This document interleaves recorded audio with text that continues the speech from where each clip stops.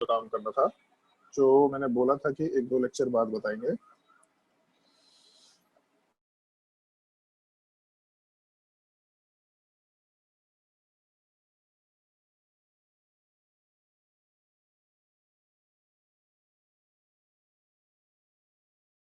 ये mixing of orbital वाला चीज जो है, एक सेकेंड आएगा स्क्रीन पे। हाँ, ये जो मिक्सिंग ऑफ ऑर्बिटल वाला चीज है, इस चीज को हम लोग डिस्कस करेंगे, ठीक है। तो आज चाहे तो आज वाली चीजों को नोट्स कॉपी में नोट भी कर सकते हैं, या फिर क्वेश्चन सॉल्व करने के लिए थोड़ा ध्यान रखें। इसके कॉपी में है, मतलब जो नोट लिखा हुआ है उसमें सारी चीजें दे रखी है, बट उसको हम लिख लिख के एक्सप्लेन करेंगे, क्योंकि ये पार्ट तुम्हारे केमिकल बॉन्डिंग का one of the most important part है, क्योंकि इस शेप से रिलेटेड फिर हम लोग आगे ये क्या बोलते हैं उसमें बॉन्ड एंगल वाले पार्ट का कंपैरिजन कर सकते हैं, या फिर डाइपोल मोमेंट का कंपैरिजन कर सकते हैं। मतलब बेसिकली बहुत सारे प्रॉपर्टीज ऐसे होंगे जो इसके ऊपर बेस्ड होंगे, तो इसलिए हम लोग आराम से इस चीज को ढंग से डिस्कस करते चले जाएंगे। अरविंद का ऑडियो ऑन नहीं है, चलो नोट्स वाले पार्ट पे आते हैं। अरविंद तुम्हारा ऑडियो ऑन नहीं है क्या?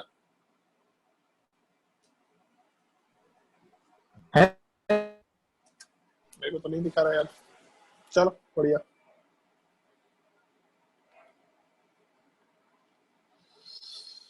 हाँ चलो ध्यान दो। तो वैसे तुम लोग को दिख रहा होगा स्क्रीन थोड़ा डार्क मोड में चल रहा है, तो हम लोग इसलिए डार्क मोड यूज कर रहे हैं क्योंकि डार्क मोड में आंख पे थोड़ा कम प्रेशर पड़ता है। मतलब जैसा स्टूडेंट लोगों का भी फीडबैक आया, क्योंकि जब हम लोग लाइट मोड में रहते हैं तो काफी ज्यादा ऐसे प्रेशर आ रहा था, मतलब लगातार स्क्रीन छोटा सा फोन देखने में काफी दिक्कत हो रहा था। तो डार्क मोड में इस तरह का प्रॉब्लम नहीं होगा।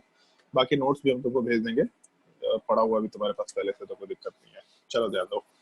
जैसे लास्ट क्लास में तुम लोगों को जो शेप वाला पार्ट मैंने डिस्कस किया था, मॉलिक्यूल का शेप हाइब्रिडाइजेशन तो डिस्कस कर ही चुके थे, तो उसमें 2-3 चीजों का ध्यान रखना होगा। सबसे पहले तो लास्ट क्लास में एक टर्म मेंशन किया था, ज्योमेट्री, और बताया था कि ज्योमेट्री वाले पार्ट में और शेप वाले पार्ट में क्या डिफरेंस होता है। तो ये 2 टर्म मेंशन किए थे मैंने, ज्योमेट्री एंड शेप।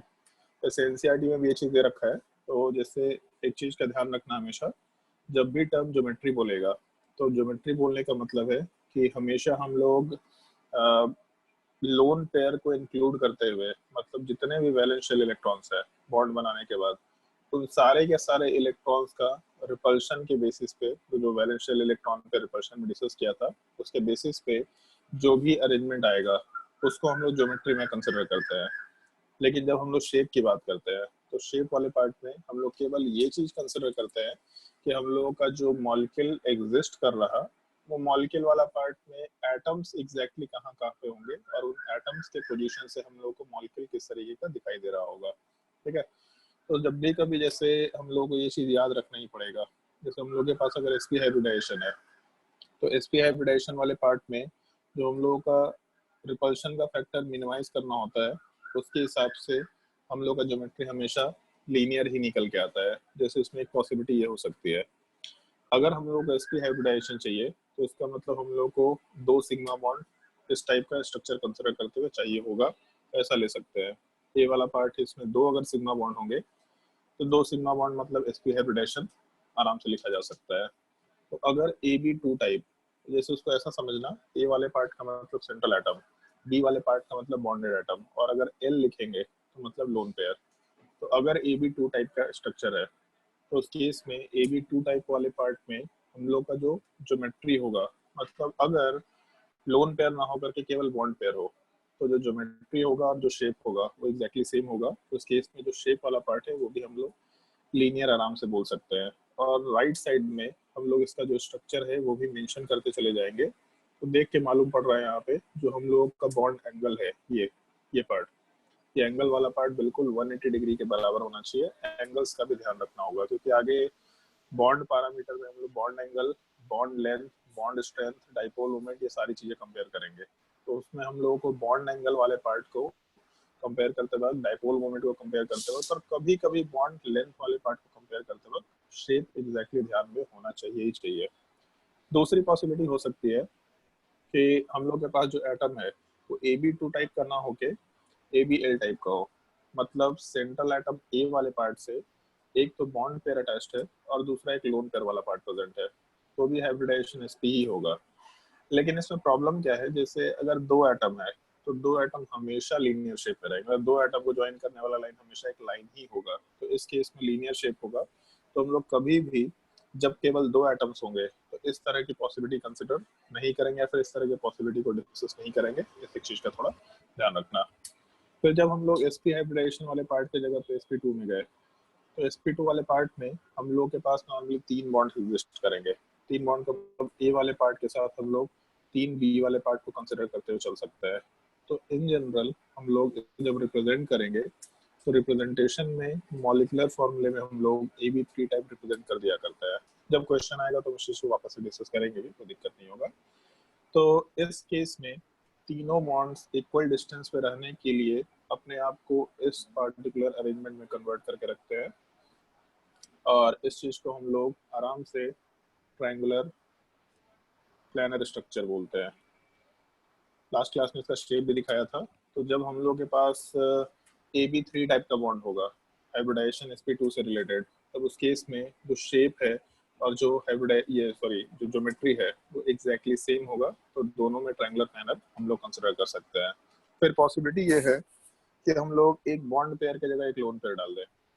तो जब एक बॉन्ड पेयर की जगह एक लोन पेयर डालेंगे तो उसके इसमें AB2L टाइप स्ट्रक्चर होगा, मतलब तीन बॉन्ड पेयर से, तीन एटम से जिससे बॉन्ड बना हुआ था उसमें से हम लोग एक को हटा करके वहां पे लोन पेयर डाल दिए, तो AB2L टाइप स्ट्रक्चर। तो एक चीज देखो, जैसे राइट साइड में दे भी रखा है, हम लोग का जो राइट साइड में स्ट्रक्चर है उसमें ए वाले पार्ट के साथ तीन बी एटम दे रखे। तो हम लोग ऐसा कर सकते हैं कि हम लोग के तीन बी में से एक कोई लोन पेयर हो गया, तो हम लोग एक लोन पेयर कंसिडर कर लेते हैं, ऊपर वाले बी को हटा के वहां पे लोन पेयर कंसिडर कर लिया।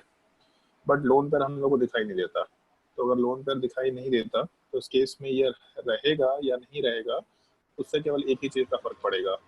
अगर लोन पेयर एग्जिस्ट करेगा तो बाकी एटम्स इसी पोजीशन में रहेंगे, थोड़ा बहुत एंगल का डेविएशन आएगा, उसको हम आगे डिस्कस करेंगे। बट अगर लोन पेयर एग्जिस्ट करेगा तो बी एटम्स इसी पोजीशन में रहेंगे, बी एटम्स कहीं और नहीं जाएगा, क्योंकि हम लोग का रिपल्शन का फैक्टर हम लोग को कंसिडर करना होगा। तब इस केस में दिखाई भले ही लोन पेयर नहीं दे रहा, लेकिन शेप के डिटर्मिनेशन में या ज्योमेट्री के डिटर्मिनेशन में हम लोग ये लोन पेयर का रोल कंसिडर करते हुए काम कर रहे हैं। तो उसमें जब ज्योमेट्री पूछेगा तो ज्योमेट्री वाला पार्ट वापस से हम लोग के पास ट्रायंगुलर प्लानर ही निकल के आएगा, ज्योमेट्री चेंज नहीं हो रहा।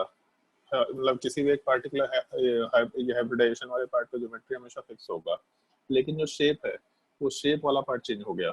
इस शेप वाले पार्ट को हम लोग बेंड शेप बोलते हैं। और अगर इस चीज को घुमा दे हम लोग, ऐसा भी तो लिख ही सकते थे इस स्ट्रक्चर वाले पार्ट को, ए वाला पार्ट नीचे हो और दोनों बी वाला पार्ट ऊपर दे रखा, तो इस चीज को हम लोग वी शेप भी आराम से बोल सकते हैं। प्लानर ही स्ट्रक्चर था बट उसमें हम लोग बेंड शेप या फिर वी शेप आराम से मेंशन करते हुए काम कर गए। फिर उसके बाद हम लोग तीसरी पॉसिबिलिटी कंसिडर नहीं करेंगे। तीसरी पॉसिबिलिटी मतलब ए बी, हम लोग L2 टाइप कंसिडरेशन नहीं लेंगे, क्योंकि अगर दो एटम होगा तो दो एटम में हमेशा लीनियर शेप आएगा, ये अपने काम का स्ट्रक्चर नहीं रहेगा। तो हम लोग थोड़ा चेंज करते हैं हाइब्रिडाइजेशन को। हाइब्रिडाइजेशन वाले पार्ट को sp2 की जगह sp3 में डालते हैं। तो sp3 का जो ज्योमेट्री है वो बिल्कुल याद रखना है, टेट्राहेड्रल। वैसे याद हो जाएगा, बहुत जगह आएगा, ऑर्गेनिक केमिस्ट्री में, इनऑर्गेनिक केमिस्ट्री में, हर जगह पे टेट्राहेड्रल शेप बार बार आएगा। तो इस केस में बॉन्ड टाइप हम लोग का AB4 टाइप हो सकता है, और जब AB4 टाइप होगा तो उस केस में ज्योमेट्री एंड शेप दोनों एग्जैक्टली सेम होंगे, और इसको ऐसा रिप्रेजेंट करेंगे हम लोग ए के साथ एक बी एटम, दूसरा बी एटम, तीसरा और चौथा बी एटम। इसको हम लोग नॉर्मली टेट्राहेड्रल ज्योमेट्री के लिए आराम से कंसिडर कर सकते हैं।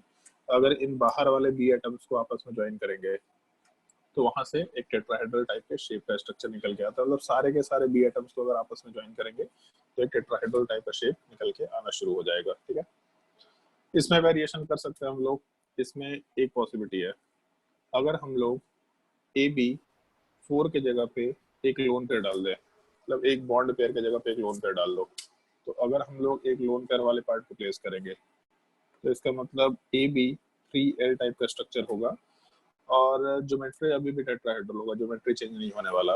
लेकिन इन चार बी एटम्स में जो हम लोगों ने शेप में डिसाइड किया है, इन चार बी एटम्स में से कोई एक जगह पे हम लोग आराम से कंसिडर कर सकते हैं कि वहां पे लोन कर रहा होगा। तो अगर एक जगह पे लोन कर रहेगा तो वो हम लोग को दिखाई नहीं देगा, तो हम लोग ऐसा कंसिडरेशन लेके चल सकते हैं, एक के साथ एक भी एटम, दूसरा भी एटम और ये तीसरा भी एटम। तो यहाँ से जो ये तीनों भी एटम्स हैं, अगर इनको ज्वाइन करेंगे तो ये जो शेप निकल के आता है, इस चीज को हम लोग ट्राइगोनल पिरामिडल स्ट्रक्चर बोल सकते हैं। और शेप याद रखना है तुम लोगों को, मतलब भले ही इसका इमेजिनेशन देखा होगा तुम लोगों ने वीडियो लेक्चर में, बट शेप याद रखना ही रखना है कि मॉलिक्यूल को इस तरीके से हम लोग आराम से रिप्रेजेंट कर सकते हैं। तो उसको ऐसा समझ लो जैसे एक ट्रायंगल है, और ट्रायंगल के मतलब ये प्लानर ट्रायंगल के बिल्कुल हवा में, मान लो कि तुम्हारे टेबल पे एक ट्रायंगल होता और उसमें कोई ऊपर एक, मतलब ट्रायंगल का जो मिड पॉइंट होता है, सेंट्रॉइड बोलते हैं ना शायद इसको, बताओ भाई कोई, इसको सेंट्रॉइड बोलते हैं, मीडियन बोलते हैं, क्या बोलते हैं इसको? तो सेंट्रॉइड ही बोल सकते हैं। सेंट्रॉइड बोल सकते हैं, मतलब जहाँ पे सारे के सारे मीडियन कट होते हैं शायद से उसको सेंट्रॉइड बोलते हैं, ठीक है। हाँ सर। तो ये जो ट्रायंगल का जो सेंट्रॉइड है, अगर उसी में हम लोग स्पेस में कोई पॉइंट लें और उस पॉइंट से सारे के सारे कॉर्नर्स को ज्वाइन करा दें, तो जैसे ये जो पॉइंट दिख रहा, इसी पॉइंट में प्लेन में थोड़ा ऊपर आते जाओ, मतलब उस ट्रायंगल के प्लेन को छोड़ के थोड़ा स्पेस में हवा में आ जाओ थोड़ा, तो उस केस में कोई भी टॉप मोस्ट पॉइंट से जब सबको ज्वाइन करेंगे तो एक पिरामिड टाइप का स्ट्रक्चर बनेगा। जैसे पिरामिड सब लोगों ने देख ही रखा होगा, पिरामिड जैसा होता है, बस उसमें जो पिरामिड का बेस है वो ट्रायंगुलर टाइप का होना चाहिए। तो अगर ट्रायंगुलर टाइप का होगा तो वहाँ से हम लोग पिरामिडल स्ट्रक्चर में ट्राइगोनल पिरामिडल स्ट्रक्चर बोल सकते हैं, जैसे उसको ऐसा कंसिडर कर सकते हैं कि पिरामिड वाले पार्ट में हम लोग के पास 3 फेसेस होंगे, जिसमें से एक ये फेस हम लोग कंसिडर कर सकते हैं, एक ये फेस हो गया, दूसरा हम लोग ये फेस कंसिडर कर सकते हैं, दूसरा हम लोग ये फेस कंसिडर कर लेते हैं, हाँ, दूसरा हम लोग ये फेस कंसिडर कर सकते हैं, और तीसरा हम लोग कोई नीचे वाला फेस इस टाइप से कंसिडर कर सकते हैं। तो इस केस में हम लोग ट्राइगोनल पिरामिडल स्ट्रक्चर आराम से बोल सकते हैं। तो जब हम लोग के पास टेट्राहेड्रल शेप में एक लोन पेयर आ जाएगा तो हम लोग वहां से शेप वाले पार्ट में ट्राइगोनल पिरामिडल स्ट्रक्चर वर्ड आराम से मेंशन करते हुए काम कर सकते हैं, ठीक है। उसके बाद फिर और लोन पेयर को इंक्रीज करते चले जाते हैं। अगर लोन पेयर वाले पार्ट को और इंक्रीज करेंगे तो क्या होना चाहिए, तो जैसे लोन पेयर को और इंक्रीज किए तो फिर 2 बॉन्ड पेयर और 2 लोन पेयर वाला पार्ट। सर sp2 में नहीं किए थे हम लोग, क्या तीसरा केस नहीं sp2 किया, sp2 में तीसरा केस नहीं किया शायद, वो दो में किया sp2 में तीसरा केस किए थे तो शायद गायब हो गया था। abl2 क्या था भाई? नहीं होता है क्या? और बोला था कि यहाँ पे 2 ही एटम है तो उसको डिस्कस करने की जरूरत नहीं है, क्योंकि 2 एटम होगा तो हमेशा लीनियर शेप होगा, ठीक है। चलो ध्यान दो, अगर हम लोग Ab2L2 लेते हैं, मतलब 4 बॉन्ड पेयर में से 2 लोन पेयर डाल दिया और 2 बॉन्ड पेयर डाल दिए, तो ये जो हम लोग को ऊपर शेप दिख रहा है, इस शेप में अब एक हम लोग किसी बॉन्ड की जगह पे फिर से लोन पेयर डाल देते हैं। तो अगर किसी एक जगह पे लोन पेयर डालेंगे, तो जैसे मान लो राइट साइड वाले बी एटम पे लोन पेयर डालते हैं, उसको अंडरलाइन कर देते हैं, राइट साइड वाले बी एटम पे हम लोग लोन पेयर डालते हैं। तो उस केस में बाकी हम लोगों के बचे हुए एटम्स कुछ इस टाइप से रहेंगे। तो ये जो शेप है इसको हम लोग वापस से बेंट शेप बोल सकते हैं, जो कि ऊपर भी डिस्कस किया था हम लोगों ने, या फिर इसी चीज को हम लोग वी शेप वापस से बोल सकते हैं। ज्योमेट्री सेम रहेगा टेट्राहेड्रल, लेकिन शेप वाला पार्ट बेंट शेप या फिर वी शेप आराम से कंसिडर किया जा सकता है, क्योंकि मॉलिक्यूल में लीनियर स्ट्रक्चर की पॉसिबिलिटी नहीं है, 2 लोन पेयर्स का रिपल्शन भी एग्जिस्ट करेगा ही करेगा। फिर उसके बाद चौथा हाइब्रिडाइजेशन जो अपने को कंसिडर करना है वो आपको याद होगा sp3 डिहाइब्रिडाइजेशन। और इस केस में ज्योमेट्री वाला part trigonal bi pyramidal structure है। लास्ट क्लास में शायद से इसको कंसिडर भी किया था, इसका शेप वाला पार्ट बताया था और उसमें ज्योमेट्री वाले पार्ट में भी दिखाया था। तो ट्राइगोनल बाई पिरामिडल स्ट्रक्चर अगर कंसिडर करें तो उस केस में एक तो बॉन्ड टाइप हम लोग पहले AB5 टाइप ले लेते हैं, और उसका जो शेप होगा वो ट्राइगोनल बाई पिरामिडल ही होगा अभी के लिए, और उसका स्ट्रक्चर कुछ इस टाइप से मेंशन करते हैं।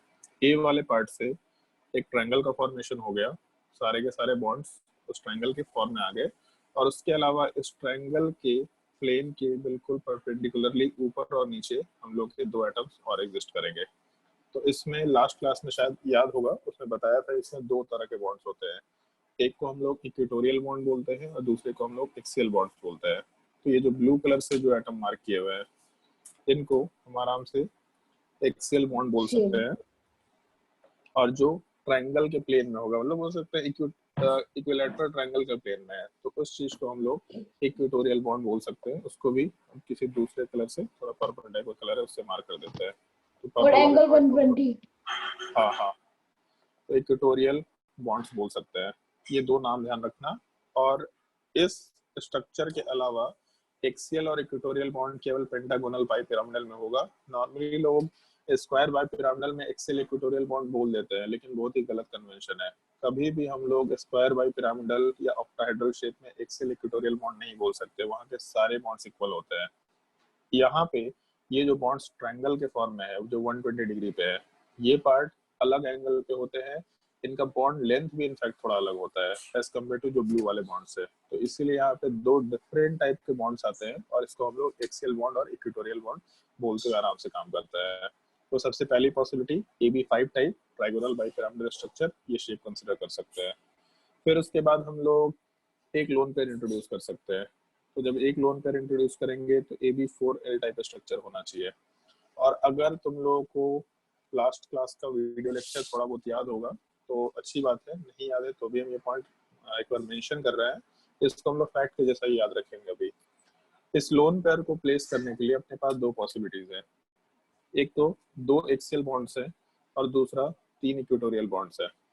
तो हम लोग लोन पेयर को आइदर एक्सेल पे डाल सकते हैं, मतलब पहला लोन पेयर है तो आइदर एक्सेल पे डाल सकते हैं या फिर किसी तीनों में से एक इक्वेटोरियल पोजीशन पे डाल सकते हैं। जब हम लोग इसको एक्सेल पोजीशन पे डालेंगे तो हम लोग का कुछ ऐसा स्ट्रक्चर निकल के आना चाहिए, ए वाले पार्ट के साथ 3 बॉन्ड, एक लोन पेयर वाला पार्ट उसके परपेंडिकुलर प्लेन में, और ये चौथा बॉन्ड। तो उससे होता क्या है कि यहाँ पे जो बॉन्ड एंगल्स है वो 90 डिग्री होता है एक्सेल वाले पार्ट से, और इस लोन पेयर को 3 बॉन्ड से 90 डिग्री पर रिपल्शन मिलता है, जो कि थोड़ा हाई आता है value wise as compare to ये पॉसिबिलिटी कि हम लोग लोन पेयर को इक्वेटोरियल पर डाल दे, एक्सेल वाले पार्ट को छोड़ दे। तो इसके वजह से ये एंगल 90 डिग्री होगा, बाकी दोनों एंगल्स 120 डिग्री के बराबर होते हैं।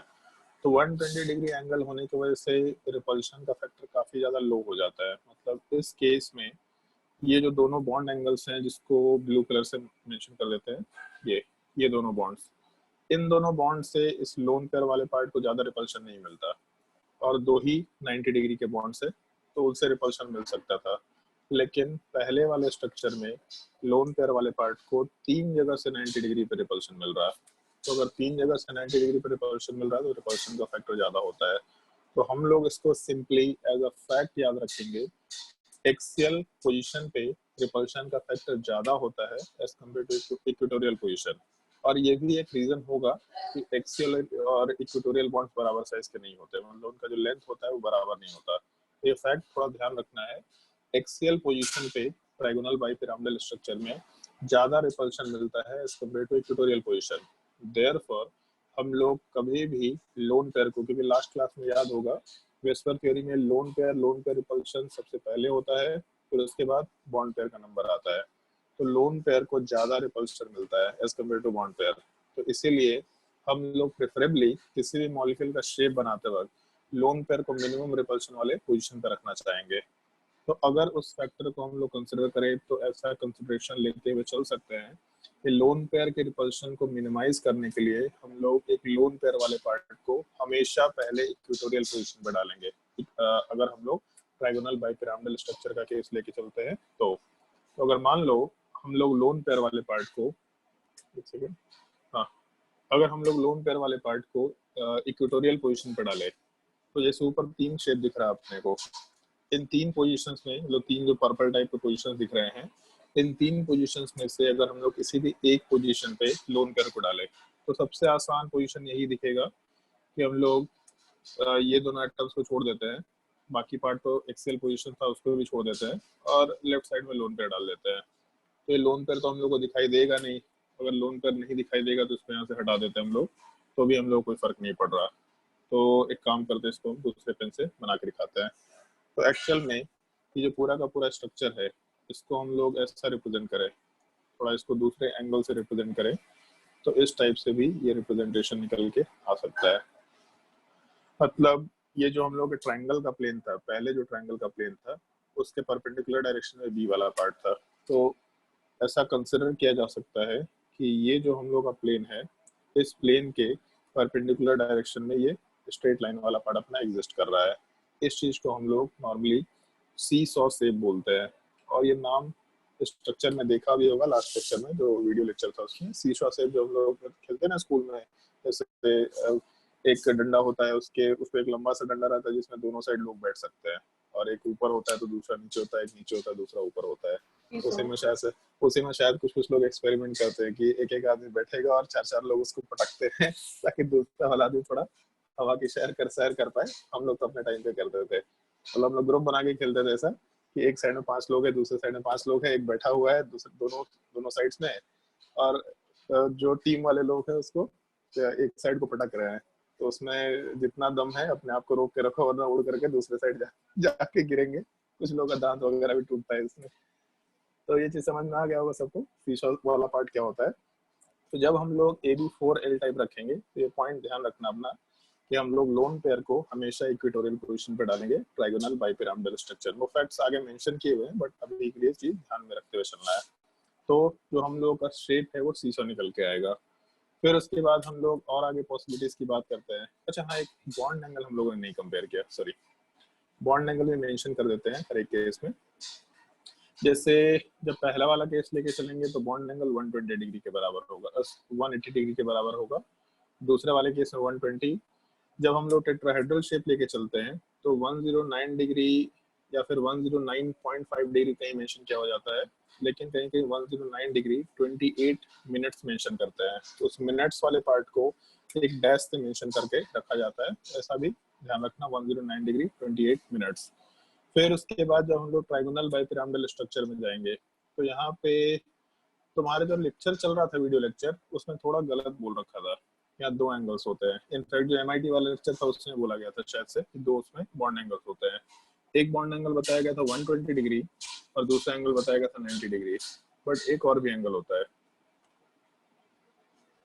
देख के मालूम पड़ रहा होगा तुम लोगों को। कि एक काम कर सकते हैं, इसको अलग अलग कलर से मेंशन कर देते हैं। तो जो अपना 120 वाला एंगल है वो हम लोग यहाँ पे कंसिडर कर सकते हैं। सारे के सारे इक्वेटोरियल बॉन्ड्स में 120 डिग्री का एंगल होगा। फिर उसके बाद अगर हम लोग 90 डिग्री की बात करें तो एक एक्सियल बॉन्ड और एक इक्वेटोरियल बॉन्ड के बीच में 90 डिग्री का एंगल होगा, ऐसा कंसिडर कर सकते हैं। और उसके अलावा एक और एंगल होगा 180 डिग्री, जो कि हम लोग दोनों के दोनों एक्सियल बॉन्ड्स के बीच में आराम से बना सकते हैं। ये एंगल के बारे में मेंशन नहीं किया गया था, तो इसलिए ध्यान रखना 3 एंगल्स पॉसिबल है, 90 डिग्री, 120 डिग्री और उसके अलावा 180 डिग्री। जब हम लोग नीचे जाएंगे तो बॉन्ड एंगल्स अभी के लिए मान के चलते कि चेंज नहीं होता, एक्चुअल में चेंज होता है, बट अभी हम लोग मान के चल रहे कि आइडियल बॉन्ड एंगल एग्जैक्टली जैसा था पहले वैसे का वैसे ही एग्जिस्ट करेगा। चलो अब इसमें हम लोग थर्ड पॉसिबिलिटी पे जाते हैं। एक बॉन्ड पेयर को और कम करते हैं और एक लोन पेयर बढ़ा देते हैं। तो फिर से लोन पेयर को हम लोग इक्वेटोरियल पोजीशन पर डालेंगे। तो जब लोन पेयर को इक्वेटोरियल पे डालेंगे तो यहाँ 2 बॉन्ड पेयर ऊपर के स्ट्रक्चर्स में दिख रहे हैं, दोनों में से कहीं एक जगह पे लोन पेयर को डाल दिया। तो अगर एक जगह पे लोन पेयर को डालेंगे तो हम थोड़ा ओरिएंटेशन चेंज कर रहे हैं। ए वाले पार्ट के रिस्पेक्ट में जो हम लोग का 2 बॉन्ड एक्सेल पोजीशन का था उसको छोड़ देते हैं, और इस बार लोन पेयर को हम राइट साइड वाले पार्ट में जो दोनों बॉन्ड है उस पर डाल देते हैं, और लेफ्ट साइड वाले बॉन्ड को वैसे के वैसे ही छोड़ देते हैं। तो लेफ्ट साइड में हम लोग का एक एटम है, जबकि राइट साइड वाले पार्ट में हम लोग के बॉन्ड्स तो है नहीं, वहाँ पे केवल 2 लोन पेयर वाले पार्ट है, और लोन पेयर हम लोग को दिखाई नहीं देगा। तो ये जो शेप है, अगर इसको हम लोग थोड़ा रोटेट करें तो इस टाइप का कुछ स्ट्रक्चर आएगा। ए वाले पार्ट से 2 बी एटम्स अटैच्ड हैं बिल्कुल स्ट्रेट लाइन में, और एक उसके परपेंडिकुलर लाइन में एक और एटम अटैच्ड है। इस चीज को हम लोग देख के ही मालूम पड़ रहा है टी शेप, तो आराम से इस चीज को हम लोग टी शेप बोलते हुए काम कर सकते हैं। तो जब 2 लोन पेयर होंगे तो टी शेप की बात करेंगे हम लोग। फिर और आगे पॉसिबिलिटी डिस्कस करेंगे तो हम लोग AB2L3 टाइप की बात कर सकते हैं। तो तीनों लोन पेयर इक्वेटोरियल पोजीशन पे जाएगा। अगर ए एटम दे रखा हम लोग के पास और उसमें 3 इक्वेटोरियल पोजीशन है और 2 एक्सियल पोजीशन है, और तीनों ही इक्वेटोरियल पोजीशन वाले पार्ट हट गए, तीनों पे लोन पेयर है जो कि हम लोग को दिखाई नहीं दे रहा, तो हम लोग के पास केवल 2 एक्सियल पोजीशंस आएंगे जो कि बिल्कुल स्ट्रेट लाइन में होगा 180 डिग्री। इस चीज को हम लोग आराम से लीनियर शेप बोलते हुए काम कर सकते हैं। तो इसकी 3D हाइब्रिडाइजेशन में काफी सारे शेप्स निकल के आ सकते हैं, हर एक पार्ट का थोड़ा ध्यान रखते हुए काम करना है, और ABL4 टाइप डिस्कस करने का कोई मतलब नहीं रहेगा। उस चीज को हम लोग डिस्कशन में यूज नहीं करेंगे। उसके बाद जो अपना नेक्स्ट शेप है जो अपने काम का है, सॉरी हाइब्रिडाइजेशन, वो हो गया अपना sp3d2। और इसका ज्योमेट्री याद होगा, इस चीज को हम लोग स्क्वायर बाइपिरामिडल स्ट्रक्चर बोलते हैं, या फिर इसी चीज को हम लोग ऑक्टाहेड्रल भी बोलते हैं। और ऑक्टाहेड्रल शेप मैंने तुम लोगों को मेंशन किया था एग्जैक्टली कैसा होता है, ठीक है। फिर उसके बाद बॉन्ड टाइप में हम लोग AB6 टाइप के बॉन्ड्स की बात कर सकते हैं, और जो ज्योमेट्री है वो स्क्वायर बाइपिरामिडल ही होगा, सॉरी शेप जो है स्क्वायर बाइपिरामिडल ही होगा। और उसको रिप्रेजेंट करने का तरीका ऑलमोस्ट इस टाइप का हम लोग कंसिडर करते हैं। सेंट्रल एटम ए से हम लोग 4 बॉन्ड्स बना रखे, और उसके अलावा हम लोग के बिल्कुल ऊपर और नीचे के डायरेक्शन में भी एटम्स एग्जिस्ट करेंगे। तो यहाँ पे हर जगह पे एक एक एटम है, और उसके अलावा ऊपर और नीचे हम लोग एक एटम कंसिडर करते हुए काम कर रहा है। तो ये हम लोग का स्क्वायर बाइपिरामिडल स्ट्रक्चर होगा, या इसी चीज को हम लोग ऑक्टाहेड्रल शेप भी बोलते हैं। कैसे बोलते हैं ये मैंने तो उन लोगों को बताया था 3 डायमेंशन वाले पार्ट के फॉर्म में, कि ऊपर वाले पार्ट को जब ये स्क्वायर वाले चारों एटम से ज्वाइन करेंगे तो उस केस में एक स्क्वायर पिरामिडल स्ट्रक्चर आएगा। मतलब जो पिरामिड बनेगा वो पिरामिड वाला पार्ट जैसे एक स्क्वायर है, और स्क्वायर वाले पार्ट के सेंटर से अगर हम लोग मतलब उसको थोड़ा ऊपर हवा में एक सेंटर कंसिडर करें और उससे सारे पार्ट को मैच कराए, तो उस केस में जब सारे साइड्स को या सारे कॉर्नर्स को मैच कराएंगे तो हम लोग के पास 4 फेसेस आएंगे। उन 4 फेसेस को अगर हम लोग कंसिडर करेंगे तो उस केस में फिर हम लोग के पास एक स्क्वायर बाइपिरामिडल स्ट्रक्चर वाला पार्ट आराम से निकल के आना शुरू हो जाएगा। इस तरह का कुछ हम लोग केस कंसिडर करते हुए चल रहे हैं। तो ये तो सबसे पहला पार्ट हो गया जिसका बॉन्ड एंगल अपने को ध्यान रखते हुए काम करना होगा। प्रियांश बताओ भाई क्या क्या बॉन्ड एंगल होना चाहिए? 90 वो भी 90 ही होगा। 90 होगा या और भी कुछ होगा? अद्वै और 180 भी है। 180 भी होना चाहिए। 90 तो दिख रहा है बिल्कुल, ये पार्ट 90 डिग्री के बराबर है, और 180 हम लोग आराम से ऐसा कंसिडर करते हुए काम कर सकते हैं। इसमें जैसे लोग अभी जस्ट बोला मैंने कि लोग इसमें नॉर्मली ये कंसिडर कर लेते हैं कि एक्सियल बॉन्ड होता है और इक्वेटोरियल बॉन्ड होता है। भूल के भी ये चीज ध्यान रखना, मतलब भूल के भी ये चीज यूज मत करना एक्सियल और इक्वेटोरियल बॉन्ड का कंसेप्ट। इसमें सारे बॉन्ड्स एग्जैक्टली सेम होते हैं। मतलब वो जो स्क्वायर दिख रहा तो एक्चुअल में किसी भी तरीके से हम लोग ले सकते हैं। उसको हम नीचे मेंशन भी कर रहे हैं। जैसे मान लो अगर हम लोग का ये स्क्वायर वाला पार्ट दिख रहा था पहले, और ए वाले एटम से हम लोग 4 बॉन्ड्स वाले पार्ट की बात कर रहे थे, तो हम लोग चाहे तो दूसरा स्क्वायर भी बना सकते हैं। अगर ढंग से देखो तो ये भी एक स्क्वायर के जैसा बिहेव करेगा। ऊपर वाले पार्ट को इधर से मैच किया, दूसरे साइड से दूसरा कलर लेते हैं। ऊपर वाले पार्ट को इस साइड से मैच किया, इस कॉर्नर से मैच किया, नीचे से मैच किया और यहाँ से मैच किया, तो भी एक स्क्वायर बनेगा। अगर हम लोग ये कंसिडरेशन लेके चले, यहाँ वाले पार्ट से ऊपर के कॉर्नर को मैच किया, फिर अपोजिट कॉर्नर को मैच किया, तो भी एक स्क्वायर का ही फॉर्मेशन होगा। तो स्क्वायर किसी भी तरीके से बन सकता है, इसलिए कभी भी इसमें स्क्वायर का प्लेन या फिर वर्टिकल प्लेन ये सब वर्ड यूज मत करना। सारे के सारे बॉन्ड्स एग्जैक्टली सेम टाइप के ही होंगे, कोई फर्क नहीं पड़ रहा, इसलिए कोई एक्सियल कोई इक्वेटोरियल बॉन्ड नहीं है। तो जब हम लोग इसमें पहला लोन पेयर डालेंगे, मतलब AB5L टाइप का स्ट्रक्चर, तो जब सारे बॉन्ड सेम है तो लोन पेयर कहीं भी डाल दो। अगर लोन पेयर कहीं भी डालना है तो काम करता है अभी नीचे डाल देते हैं ताकि चीजें समझने में थोड़ी आसान हो जाए। तो अगर नीचे लोन पेयर डालेंगे, जहाँ पे मार्क किया मैंने, तो लोन पेयर दिखाई नहीं देगा। तो उसके वजह से जो स्क्वायर वाला पार्ट है वो तो एग्जैक्टली उसी टाइप से रहेगा नीचे वाले साइड में। उसके अलावा सेंटर वाले पार्ट से चारों साइड्स के एटम अटैच्ड होंगे और ऊपर एक बी वाला पार्ट अटैच्ड होगा। तो उसके वजह से हम लोग का जो स्ट्रक्चर है पहले बाई पिरामिडल था, क्योंकि ऊपर वाले पॉइंट को हम लोग जब सारे पॉइंट से मैच करा रहे थे तो स्क्वायर पिरामिडल आ रहा था, तो नीचे वाले पार्ट को भी जब सारे पॉइंट से मैच करा रहे थे तो बाई पिरामिडल आ रहा था।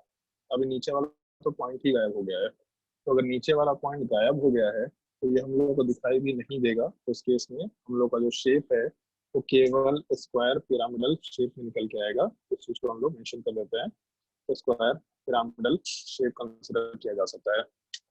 इसमें एक पॉइंट वैसे ध्यान रखना है, जैसे क्योंकि हम लोग को लोन पेयर रिपल्शन को सबसे कम रखना है, क्योंकि लोन पेयर का रिपल्शन सबसे हाईएस्ट होता है। तो लोन पेयर के रिपल्शन को मिनिमाइज करने की वजह से हमेशा हम लोग जहां पहला लोन पेयर डालेंगे उसके अपोजिट में दूसरा लोन पेयर डालेंगे। ये एक फैक्ट यहाँ पे ध्यान रख सकते हैं। मतलब वन लोन पेयर, या फिर ऐसा लिख देते हैं second lone pair is always placed opposite to the first lone pair। मतलब एक लोन पेयर हमेशा दूसरे के अपोजिट नहीं जाएगा, इस कंसिडरेशन का थोड़ा ध्यान रखना होता है हम लोगों को। तो जैसे अगला पार्ट हम लोग का AB4L2 टाइप, तो अगर हम लोग AB4L2 टाइप स्ट्रक्चर लेंगे तो इस केस में पहला लोन पेयर तो नीचे था, तो दूसरा लोन पेयर अपोजिटली ऊपर जाएगा। तो अगर दूसरा लोन पेयर ऊपर गया तो इसका मतलब ये है कि जो हम लोग का ये शेप वाला पार्ट निकल के आ रहा था, ये वाले पार्ट से 4 B एटम्स, तो उसके ऊपर भी लोन पेयर है, नीचे भी लोन पेयर है, जो हम लोग को दिखाई नहीं देगा। तो अगर दिखाई नहीं देगा तो हम लोग इसको सिंगली ऐसा भी कंसिडर करते हुए काम कर सकते हैं कि एक स्क्वायर है, उसमें सेंटर में A है और सारे तरफ B एटम है, बाकी उसके अलावा तो कुछ है ही नहीं। तो इस चीज को हम लोग एक्चुअल में स्क्वायर प्लानर स्ट्रक्चर बोल देते हैं। जैसे ऊपर ट्रायंगुलर प्लानर था, सिमिलर टाइप से स्क्वायर प्लानर स्ट्रक्चर आएगा अगर दो लोन पेयर हुए तो। अब अगर मान लो इसमें एक लोन पेयर प्लेस करते हैं फिर से, और तो AB3L3 टाइप, तो ये जो ऊपर का स्ट्रक्चर मेंशन किया मैंने, इसको देख के मालूम पड़ रहा है चारों एटम से सेम है, चारों पोजीशन सेम है। अगर चारों पोजीशन सेम है तो कहीं पे भी लोन पेयर डालो, कोई फर्क नहीं पड़ेगा। तो अगर कहीं पे भी लोन पेयर डालने से फर्क नहीं पड़ेगा तो हम लोग मान लो लोन पेयर वाले पार्ट को इस पोजीशन पर डाल देते हैं, जिसको मार्क के ब्लू कलर से। तो अपना जो शेप है वो एग्जैक्टली ए वाला पार्ट, 2 B एटम्स वाले पार्ट, और उसके अलावा 90 डिग्री पे एक और B एटम, मतलब वापस से हम लोग टी शेप वाले पार्ट की बात कर रहे हैं। ये टी शेप वाला पार्ट वापस से कंसिडर किया जा सकता है। फिर उसके बाद अगर मैंने एक लोन पेयर इस ब्लू वाले पार्ट पे डाला था, तो दूसरा लोन पेयर हमेशा उसके अपोजिट मतलब इस येलो वाले पार्ट पे डाला जा सकता है। तो अगर येलो वाले पार्ट पे अगला लोन पेयर डालेंगे तो अपना जो बॉन्ड टाइप है AB2L4, उसमें ए वाला पार्ट है, वो बी वाले पार्ट है और बाकी कुछ भी नहीं है। इसका मतलब हम लोग एक लीनियर शेप वाले पार्ट की बात करते हुए काम कर रहे हैं। इन शेप्स का ध्यान रखना है हम लोग को पार्टिकुलरली। बेसिकली ध्यान क्या रखना है, इसको याद रखना है। अगर याद रहेगा तो सवाल डायरेक्टली बनेगा ही बनेगा, कुछ और सोचने की हम लोग जरूरत नहीं रहेगी। इस एक चीज का थोड़ा ध्यान रखना, ठीक है। तो जैसे हम लोग एक काम करते हैं अभी, तो तुम लोगों के पास कोई नोट तो पड़ा होगा, और एक चीज बताओ, अगर मान लो अभी हम क्वेश्चन देंगे तो ये शेप वाला पार्ट कैसे यूज कर पाएंगे तुम लोग? अगर मान लो हम क्वेश्चन सॉल्व करने दें तो फिर उसमें ये शेप वाला पार्ट तुमको कैसे दिखाई देगा? अद्वैत बताओ भाई, कैसे दिखाई देगा?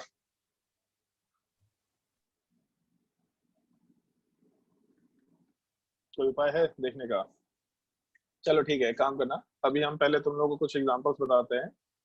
तुम लोगों को अगर शेप याद नहीं होगा तो सीधा पहले तो सोच के देखना, ठीक है। अगर शेप याद नहीं होगा तो सीधा हमको ये बोलना है कि सर ये हाइब्रिडाइजेशन वाले पार्ट को दिखा दीजिए थोड़ा, तो हम सीधा उस हाइब्रिडाइजेशन वाले पार्ट को चेक करते चले जाएंगे और वहां से शेप अपने आप बोल सकते हैं। क्योंकि ये शेप जब कुछ कुछ क्वेश्चन प्रैक्टिस करेंगे तो अपने आप धीरे धीरे याद होना शुरू हो जाएगा। जितना प्रैक्टिस करेंगे अपने आप धीरे धीरे याद रहेगा, और याद तो रखना ही है, ठीक है।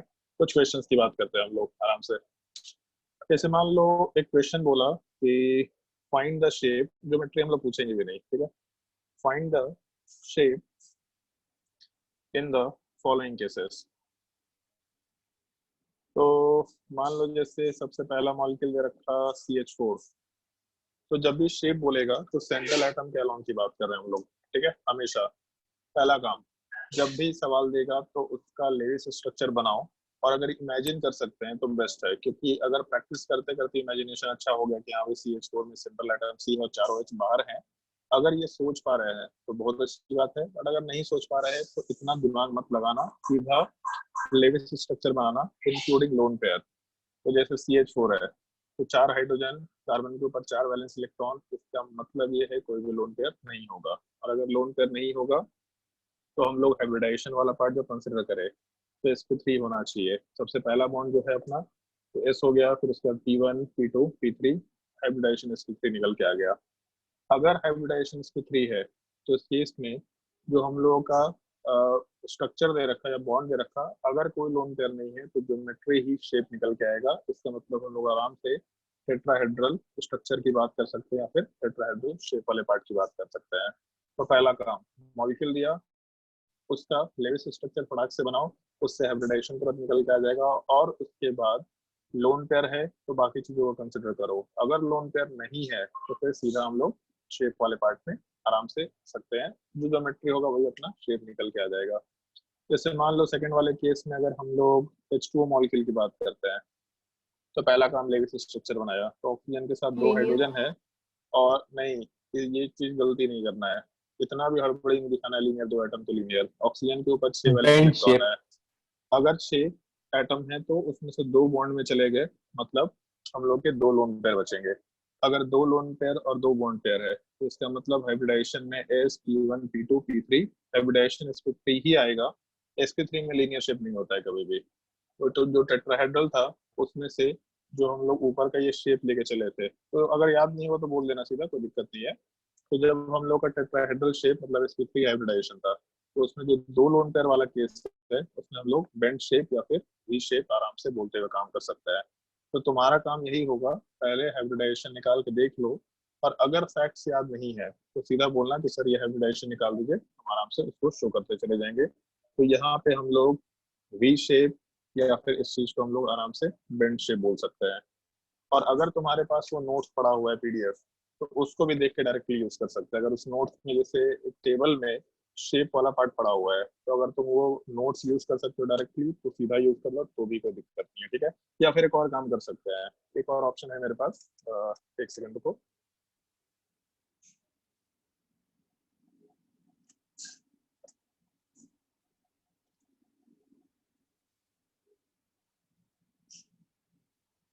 हाँ ठीक है, ये ऑप्शन है, बहुत ज्यादा तो इसमें नहीं दे रखा, बट इसको 3D तक दे रखा है, ठीक है। तो हम तुमको क्वेश्चन देंगे, वो सारे क्वेश्चन तुम लोग नोट कर लो, और नोट करने के बाद इस टेबल को यूज कर सकते हो। और इसके अलावा कुछ और पार्ट है जिसका ध्यान रखना होगा, तो देख लेना, ठीक है। बोलना कि सर स्लाइड चेंज कीजिए या फिर स्लाइड वापस लेकर के आइए, इसको हम लोग डायरेक्टली यूज कर सकते हैं, ठीक है। तो हम कुछ क्वेश्चन दे रहे हैं तुम्हारे स्क्रीन पे, और तुमको फटाफट पहले हाइब्रिडेशन निकालना है, इंक्लूडिंग लोन पेयर ध्यान रखते हुए काम करना। लोन पेयर छोड़ेंगे तो सवाल में गलती होगा ही होगा, और सारे मॉलिक्यूल के शेप लिखते चले जाने हैं। तो थोड़ा तेजी से ये दोनों एग्जांपल्स नोट करो, क्वेश्चन के फॉर्म में, find the shape of the following, ये दोनों क्वेश्चंस नोट करो, और उसके बाद हम लोग बाकी एग्जांपल्स को कंसीडर करते हैं।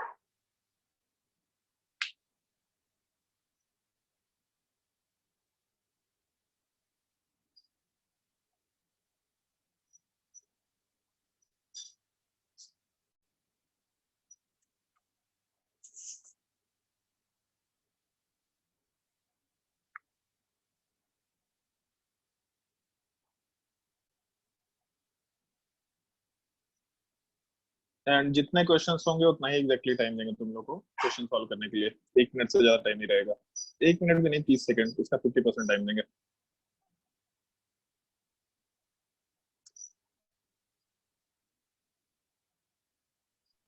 सर ऊपर जाइए ना। ओके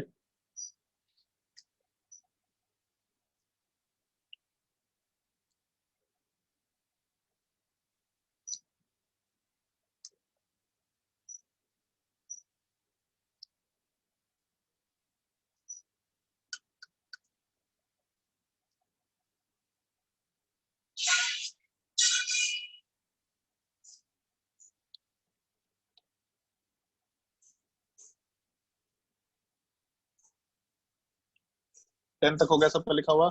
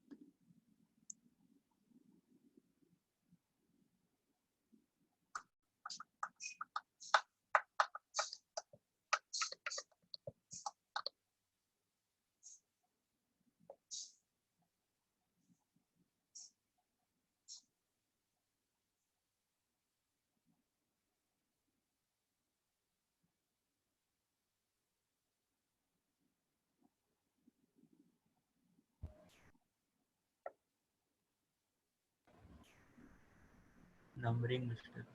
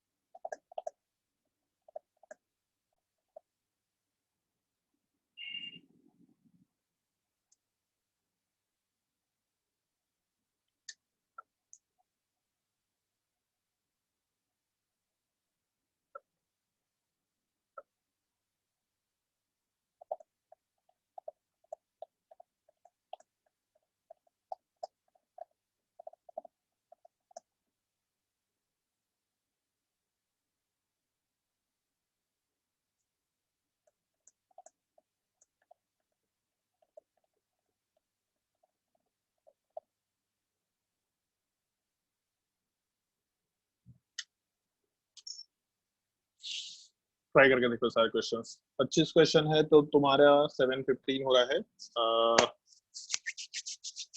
13 मिनट का टाइम है। चलो ठीक है, 26 क्वेश्चन है। 26 क्वेश्चन हो गया। कहीं प्रिंटिंग मिस्टेक की है क्या? हाँ सर, ओहो, 21 चलो प्रिंटिंग मिस्टेक सुधार देते हैं। वैसे 26 क्वेश्चन नहीं है, तीसरे नंबर से क्वेश्चन शुरू हुआ है। ओके तो 15 मिनट का टाइम दे रहा है तुम लोग को। 7:15 हुआ है, 7:30 में हम लोग डिस्कशन शुरू करेंगे। वैसे हम ऊपर के आंसर लिखते जाएंगे बट डिस्कशन हम लोग 7:30 में शुरू करेंगे। एक ही बार सारे क्वेश्चंस नोट कर लो एक बार स्क्रीन पे, और फिर हम वो स्लाइड तुम्हारे सामने लेके आ जाएंगे।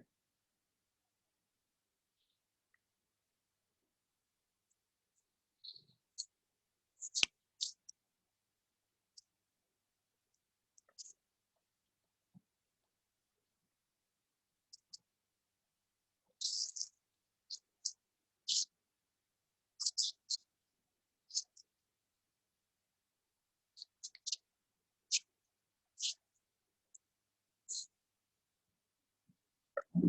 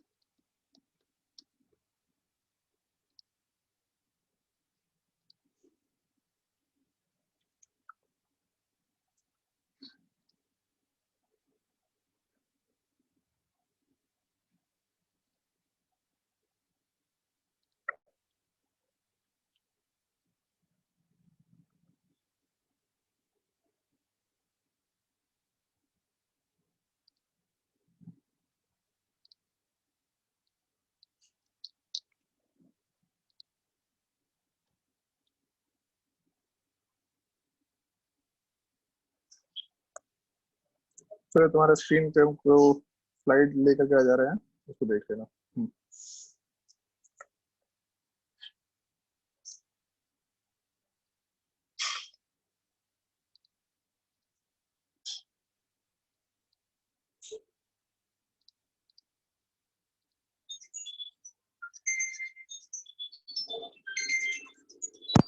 रवि सर,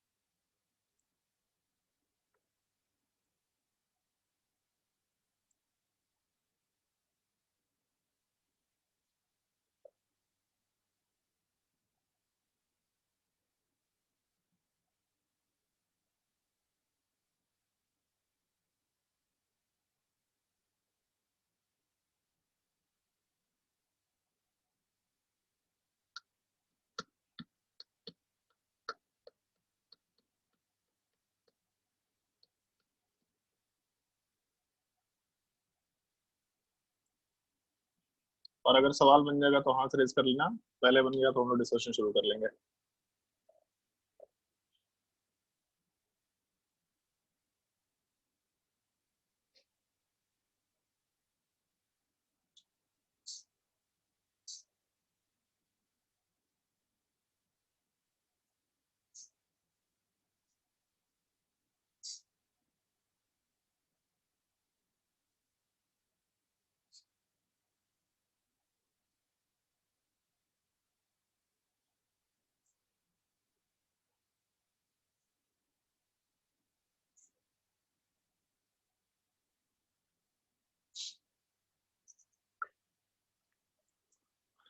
सर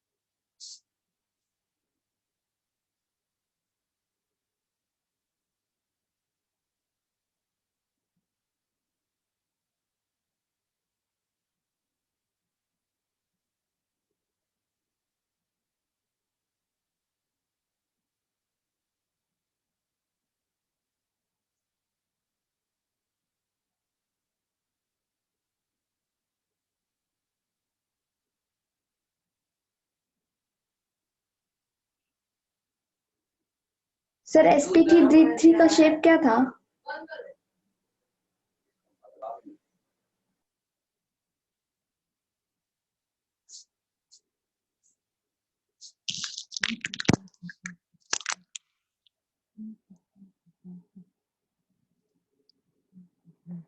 बढ़िया अरविंद, बाकी लोग ट्राई करो जल्दी।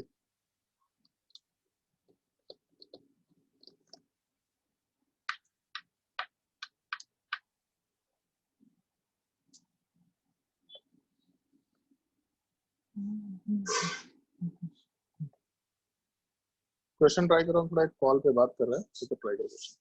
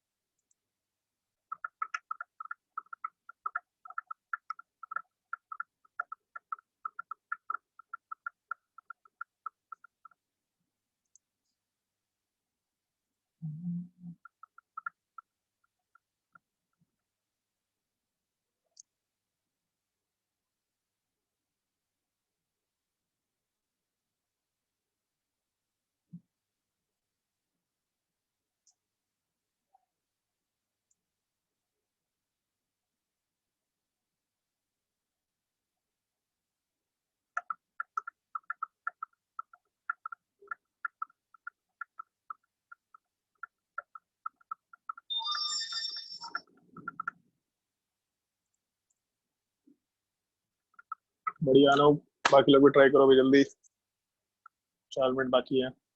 और हम तब तक आंसर लिख रहे हैं स्क्रीन पे, बाकी लोग अपना आंसर चेक कर सकते हैं।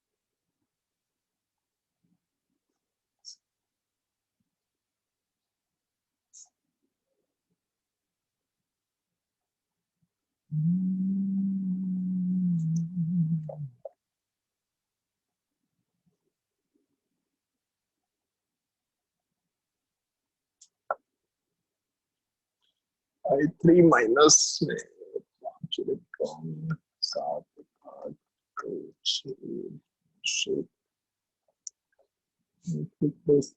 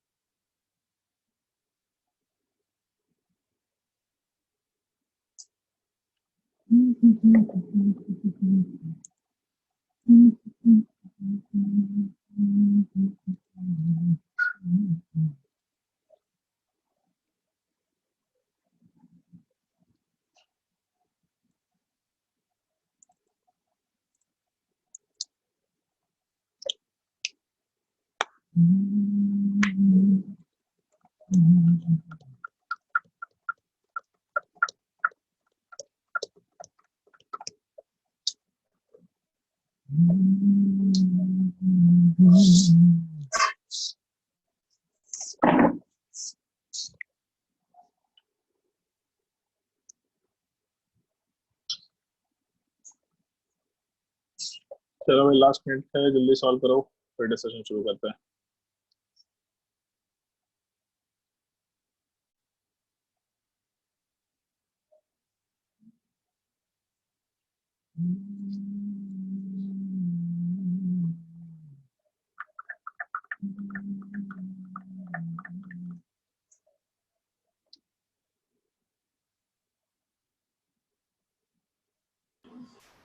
और sp3d3 एग्जिस्ट करता है क्या? क्या बोल रहा है? sp3d3 एग्जिस्ट करता है क्या? sp3d3 एग्जिस्ट करता है, हाँ करता है। sp3d3 अच्छा, उसमें बताया तो था लास्ट क्लास में, पहले ट्राइगोनल बाइपिरामिडल, फिर स्क्वायर बाइपिरामिडल, फिर pentagonal bipyramidal.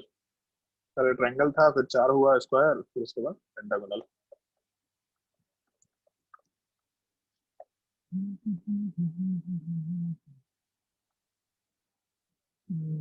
HCl4 planar square planar IF7 pentagonal bipyramidal CO4 tetrahedral HCO64 minus, तो डबल बॉन्ड और 6 bond square bipyramidal H2H2O7 tetrahedral O8 tetrahedral BCl6 minus square bipyramidal IO4 minus tetrahedral।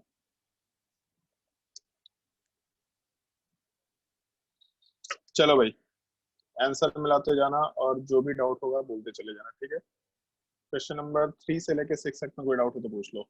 पहला trigonal pyramidal, दूसरा triangular planar, तीसरा linear, चौथा triangular planar structure. Question number 3 से BCl2 कौन सा? BCl2। Okay चलो ध्यान दो, नीचे डिस्कशन कर रहे हैं। BCl2 वाले पार्ट में सबसे पहला पार्ट तो बेरिलियम सेंट्रल एटम होगा और 2 क्लोरीन होंगे, ठीक है। और बोरोन सॉरी बेरिलियम वाला पार्ट सेकंड पीरियड का एलिमेंट है।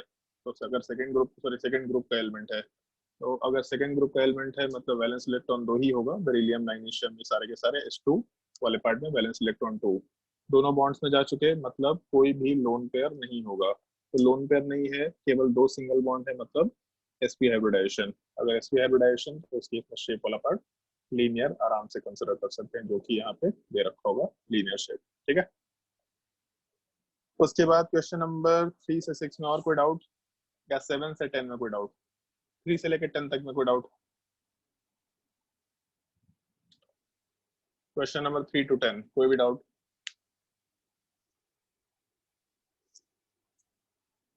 कोई डाउट नहीं है किसी को?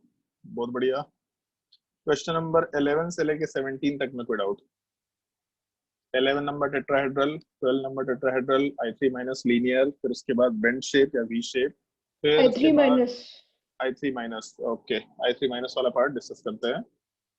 I3 माइनस वाले पार्ट का लेविस स्ट्रक्चर मेंशन किया था, इसको हम लोग I2 माइनस के जैसा ले सकते हैं। और यहाँ से सेंट्रल एटम एक आयोडीन और बाकी बाहर 2 आयोडीन, और आयोडीन वाला पार्ट हैलोजन फैमिली है, इसमें 7 वैलेंस इलेक्ट्रॉन होते हैं। तो अगर एक नेगेटिव चार्ज है, इसका मतलब टोटल 8 वैलेंस इलेक्ट्रॉन हो गए। 8 में से 2 बॉन्ड में चले गए, मतलब 6 इलेक्ट्रॉन या 6 इलेक्ट्रॉन बच गए। 6 इलेक्ट्रॉन्स मतलब 3 लोन पेयर कंसिडर कर सकते हैं।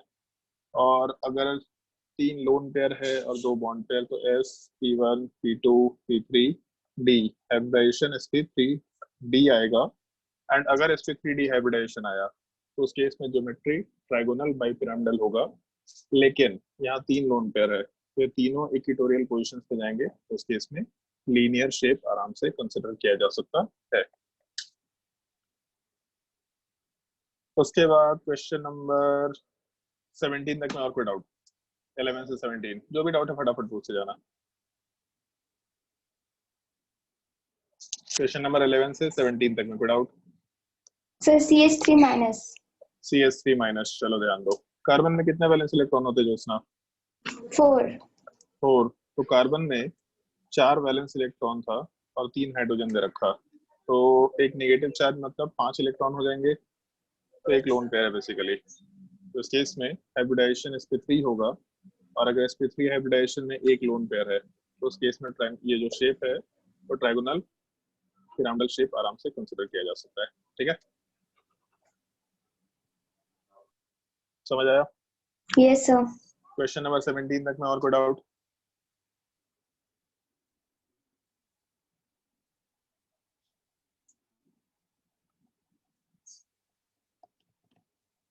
बोलो जल्दी, क्वेश्चन नंबर 17 तक में और कोई डाउट?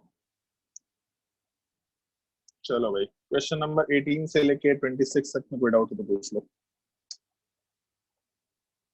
इसमें थोड़े डिफिकल्ट मॉलिक्यूल्स हैं, पूछने लायक सवाल हो सकता है 18 से लेके 26 तक में। और अगर नहीं बनाया होगा तो भी कोई दिक्कत नहीं है, ये नोट्स हम तुमको भेज देंगे, तो बाद में भी ट्राई करके सवाल पूछ लेना। बोलो भाई, कोई डाउट है? 23 वाले पार्ट में H2H2O7 दे रखा, H2H2O7, इसको हम लोग ओलियम बोल देते हैं, बट एक्चुअल में ये ओलियम नहीं होता, ये एक मिक्सचर होता है ओलियम, उसका एक पार्ट होता है H2H2O7। आगे हम लोग इस चीज को यूज करेंगे। तो इसका स्ट्रक्चर कुछ ऐसा होता है, पहले भी डिस्कस किया हुआ था। तो इसमें जैसे 2 सेंट्रल एटम्स हैं, तो दोनों के हिसाब से बात कर सकते हैं हम लोग। तो दोनों के हिसाब से अगर शेप का कंसिडरेशन लेंगे, तो जैसे पहले वाला जो सल्फर है जिसको ब्लू से मार्क किया, तो सल्फर पे S P1 P2 P3 hybridisation है, तो sp3 है। इसका मतलब पहले वाले पार्ट पे टेट्राहेड्रल शेप। तो जब दूसरे सल्फर को कंसिडर करेंगे हम लोग, तो दूसरे वाले सल्फर में भी sp3 हाइब्रिडाइजेशन होगा, मतलब दूसरे पे भी शेप हम लोग का टेट्राहेड्रल ही निकल के आना है, कोई वेरिएशन नहीं होगा। ठीक है, उसके बाद और कोई डाउट क्वेश्चन नंबर 26 तक में?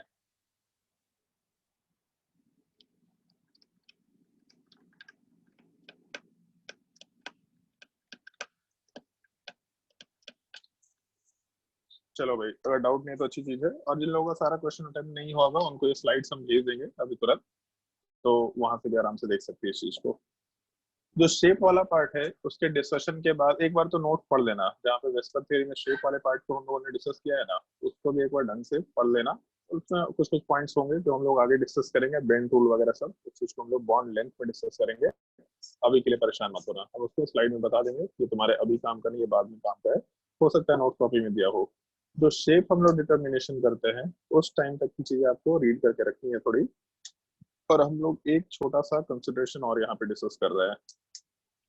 जब हम लोग हाइब्रिडाइजेशन डिस्कस कर रहे थे तो वहां पे एक छोटा सा पॉइंट आया था, वही ऑर्बिटल हाइब्रिडाइजेशन में जाते हैं या प्रेफरेबली मिक्स होते हैं जिनका एनर्जी सेम हो या नियर बाई सेम हो एंड जिनका ओरिएंटेशन प्रॉपर हो। तो उससे शेप निकालना बहुत ही सिंपल टाइप का निकल के आता है। जैसे उस चीज को हम लोग मेंशन कर रहे हैं, तुम्हारे नोट्स कॉपी में एक टेबल में भी दे रखा था। जैसे मान लो sp हाइब्रिडाइजेशन है, तो sp हाइब्रिडाइजेशन का मतलब एक s ऑर्बिटल मिक्सिंग में जाएगा और एक p ऑर्बिटल होना चाहिए। तो अगर एक s ऑर्बिटल के साथ एक p ऑर्बिटल मिक्सिंग में जाएगा तो अपने पास जो s ऑर्बिटल है तो वैलेंस शेल में एक ही होता है, उसके लिए तो कोई ऑप्शन नहीं है। बट जो p ऑर्बिटल होता है उसमें वेरिएशंस हो सकते हैं, जिसमें एक पॉसिबिलिटी हो सकता है कि हम लोग p वाले पार्ट में px ऑर्बिटल यूज कर ले, या फिर हो सकता है कि हम लोग s वाले पार्ट के साथ py ऑर्बिटल यूज कर ले, या फिर पॉसिबिलिटी है कि हम लोग s वाले पार्ट के साथ pz ऑर्बिटल यूज कर ले। ये तीनों पॉसिबिलिटीज मिक्सिंग में आराम से हो सकती है। अगर हम लोग px यूज करेंगे तो केवल x डायरेक्शन दिख रहा। तो अभी डिस्कस किया था sp का शेप क्या होता है, लीनियर। अगर लीनियर शेप होता है तो वो जो लीनियर शेप आएगा वो x एक्सिस के अलोंग आएगा, क्योंकि हम लोग का डायरेक्शन यहाँ से p वाला पार्ट डिसाइड करने के लिए एग्जिस्ट कर रहा है x। तो जो लीनियर शेप है वो x डायरेक्शन में आराम से कंसिडर किया जा सकता है। जबकि दूसरे वाले केस में py है तो हम लोग का जो शेप आएगा वो आराम से y एक्सिस के अलोंग कंसिडर किया जा सकता है। और अगर हम लोग थर्ड केस की बात करें तो वही लीनियर शेप वाला पार्ट अपना z एक्सिस के अलोंग भी आराम से निकल के आ सकता है। मतलब ऑर्बिटल के मिक्सिंग के बेसिस पे हम लोगों ने डायरेक्शन आराम से डिसाइड कर लिया। अगर px मिक्सिंग में जाता तो मान के चल सकते थे जो इंटरन्यूक्लियर एक्सिस है या जो लीनियर शेप आ रहा वो लाइन बेसिकली x डायरेक्शन में रहेगा। अगर py होता तो वो लाइन y में होता, pz होता तो लाइन z डायरेक्शन में होता। तो अगर मान लो कि हम लोग sp2 हाइब्रिडाइजेशन की बात करते हैं तो यहाँ पे s के साथ मिक्सिंग के लिए दो p ऑर्बिटल चाहिए। तो अगर दो p ऑर्बिटल चाहिए तो हम लोग ऐसा कंसिडरेशन ले सकते हैं कि एक px मिक्स हो गया और एक py मिक्स हो गया। तो जब x और y दो डायरेक्शन है तो दो डायरेक्शन मतलब एक प्लेन का फॉर्मेशन होगा। तो हम लोग को मालूम नहीं पड़ रहा था कि ट्रायंगुलर प्लानर स्ट्रक्चर है। तो जो ट्रायंगुलर प्लेन है, मतलब जो ट्रायंगल का प्लेन है, वो हम लोग इस डायरेक्शन से डिसाइड कर सकते हैं। मतलब अपना जो प्लेन होगा वो एक्स वाई प्लेन के डायरेक्शन में आराम से कंसिडर किया जा सकता है, पहला चीज। दूसरा, अगर मान लो एस ऑर्बिटल के साथ हम लोग एक्स यूज कर ले मिक्सिंग में और वाई तो ऊपर ले चुके थे तो जेड यूज कर लेते हैं। तो इस बार जो अपना डायरेक्शन है वो एक्स एंड जेड है, मतलब अपना जो प्लेन होगा वो भी हम लोग आराम से एक्स जेड प्लेन कंसिडर करते हुए काम कर सकते हैं। तो सिमिलर टाइप से अगर हम लोग एस के साथ पी एक्स वाले पार्ट को छोड़ दे, अब पी वाई और पी जेड का कॉम्बिनेशन यूज कर ले। एक्स वाई मिक्स कर चुके, वाई जेड मिक्स कर चुके, सॉरी एक्स जेड मिक्स कर चुके, तो वाई जेड का एक ऑप्शन है। तो इस केस में जो अपना ट्रायंगुलर प्लानर स्ट्रक्चर होगा वो आराम से वाई जेड प्लेन के अलोंग कंसिडर करते हुए काम कर सकते हैं। मतलब हम लोग का जो प्लेन होगा वो हम लोग ट्रायंगुलर प्लानर स्ट्रक्चर में X Y plane, X Z plane या वाई जेड प्लेन आराम से मानते हुए काम कर सकते थे। तो ये तो मिक्सिंग की पॉसिबिलिटी थी इसमें। तीसरी पॉसिबिलिटी अगर हम लोग sp3 लेके चले तो sp3 में s के साथ px भी जाएगा, py भी जाएगा और pz भी जाएगा, क्योंकि तीन p ऑर्बिटल चाहिए तो अपने पास कोई ऑप्शन नहीं है। तो एक चीज देख के मालूम पड़ रहा है कि इसमें x ऑर्बिटल, y ऑर्बिटल और z मतलब तीनों डायरेक्शन है। तो अगर x y z तीनों डायरेक्शन है, इसका मतलब हम लोग थ्री डायमेंशनल शेप की बात कर रहे हैं। तो थ्री डायमेंशनल का मतलब टेट्राहेड्रल शेप, थ्री डायमेंशन आराम से निकल के आ गया, ऐसा बोल सकते थे हम लोग। बट मेन जो कंसिडरेशन है वो हम लोग इसके आगे यहाँ से लेना शुरू करते हैं।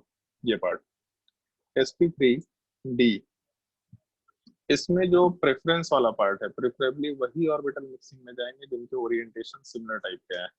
तो यहाँ पे जैसे s के साथ हम लोग के पास मिक्सिंग करने के लिए px है और p3 है, मतलब py भी होगा और pz भी होगा। उसके अलावा d ऑर्बिटल चाहिए हम लोगों को। तो एक चीज का ध्यान रखना, ये शायद पहले भी कभी डिस्कस किया भी था, तुम्हारे पॉइंट्स में भी दे रखा था। d ऑर्बिटल्स में dz स्क्वायर और dx स्क्वायर y स्क्वायर, ये दोनों ऑर्बिटल्स एक्सिस के अलोंग लाई करते हैं, तो इसलिए सिग्मा बॉन्ड में आराम से जा सकते हैं। इनके अलावा dxy, dyz and dxz non axial orbital होते हैं। तो नॉन एक्सियल का मतलब हो गया इस टाइप का, ये एक्सिस है तो इसके बीच में ऑर्बिटल्स एग्जिस्ट करते हैं।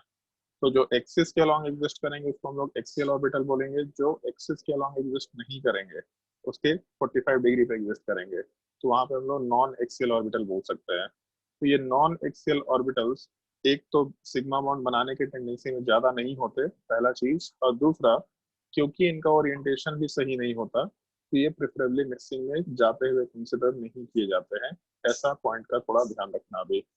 तो जैसे होगा क्या इसमें, मान लो हम लोगों को ऐसा मेंशन किया कि s के साथ 3 p ऑर्बिटल है और एक d ऑर्बिटल मिक्स करना है। तो d ऑर्बिटल के लिए हम लोग के पास एक ऑप्शन है कि हम लोग dx square Y square use कर लें या फिर dz स्क्वायर यूज कर लें, क्योंकि ये दोनों प्रेफरेबली मिक्सिंग में जाएंगे, इनका ओरिएंटेशन सही है। px वाला पार्ट जो है वो x डायरेक्शन में है, py वाला पार्ट y डायरेक्शन में है, तो dx स्क्वायर वाई स्क्वायर भी इसी डायरेक्शन में है। अगर ये हॉरिजॉन्टल x है, वर्टिकल y है, तो dx स्क्वायर वाई स्क्वायर भी सेम टाइप से रहेगा। और उसके अलावा pz वाला पार्ट z डायरेक्शन में है और dz स्क्वायर वाला पार्ट भी इसी डायरेक्शन में ओरिएंटेड है। इसका मतलब इसका ओरिएंटेशन ठीक ठीक है। बाकी ऑर्बिटल्स का ओरिएंटेशन सही नहीं है। जैसे मान लो अगर हम लोग px लेते हैं तो ये px है, लेकिन हम लोग का dxy या dxz वो इस टाइप का ओरिएंटेशन में है। तो जो हम लोग का p ऑर्बिटल है उसका ओरिएंटेशन थोड़ा अलग है, वो हॉरिजॉन्टल डायरेक्शन में है, जबकि हम लोग का जो dxy है वो उससे ओरिएंटेशन में मैच नहीं कर रहा है। तो बहुत अच्छा ओरिएंटेशन नहीं है, ये मिक्सिंग के लिए ज्यादा प्रेफरेबली हम लोग कंसिडर नहीं करेंगे। वैसे एक चीज है, हाइब्रिडाइजेशन में बोला था it is a hypothetical concept, ऐसा होता है कि नहीं होता हमको भी नहीं मालूम। ऐसा बोला जा रहा है कि ऐसा होता है शायद, मान के चलो, तो हम लोग भी मान के चलते हैं कि शायद ऐसा होता होगा। तो इस ओरिएंटेशन का हम लोग किस तरीके से यूज कर सकते हैं उस चीज का डिस्कशन है यहाँ पे। जैसे मान लो अगर हम लोगों को एक डी ऑर्बिटल सेलेक्ट करना है मिक्सिंग के लिए, तो हम लोग किसको सेलेक्ट करें? तो उसमें दो ऑप्शन है। अगर हम लोग D x square Y square को यूज करें तो इसका ओरिएंटेशन पी एक्स के जैसा भी है और पी वाई के जैसा भी है। तो अगर ये मिक्सिंग में जाएगा तो प्रॉपरली तीनों के तीनों मिक्सिंग में जाना चाहेंगे एक ही साथ। तो हो सकता है, कोई दिक्कत नहीं है, 3 ऑर्बिटल मिक्सिंग में गए और वहां 3 ऑर्बिटल का फॉर्मेशन कर दिया। बट प्रॉब्लम एक चीज का है कि जो p ऑर्बिटल है ये केवल x डायरेक्शन में है, दूसरा वाला पार्ट केवल y डायरेक्शन में है, और ये भी केवल x y डायरेक्शन में है।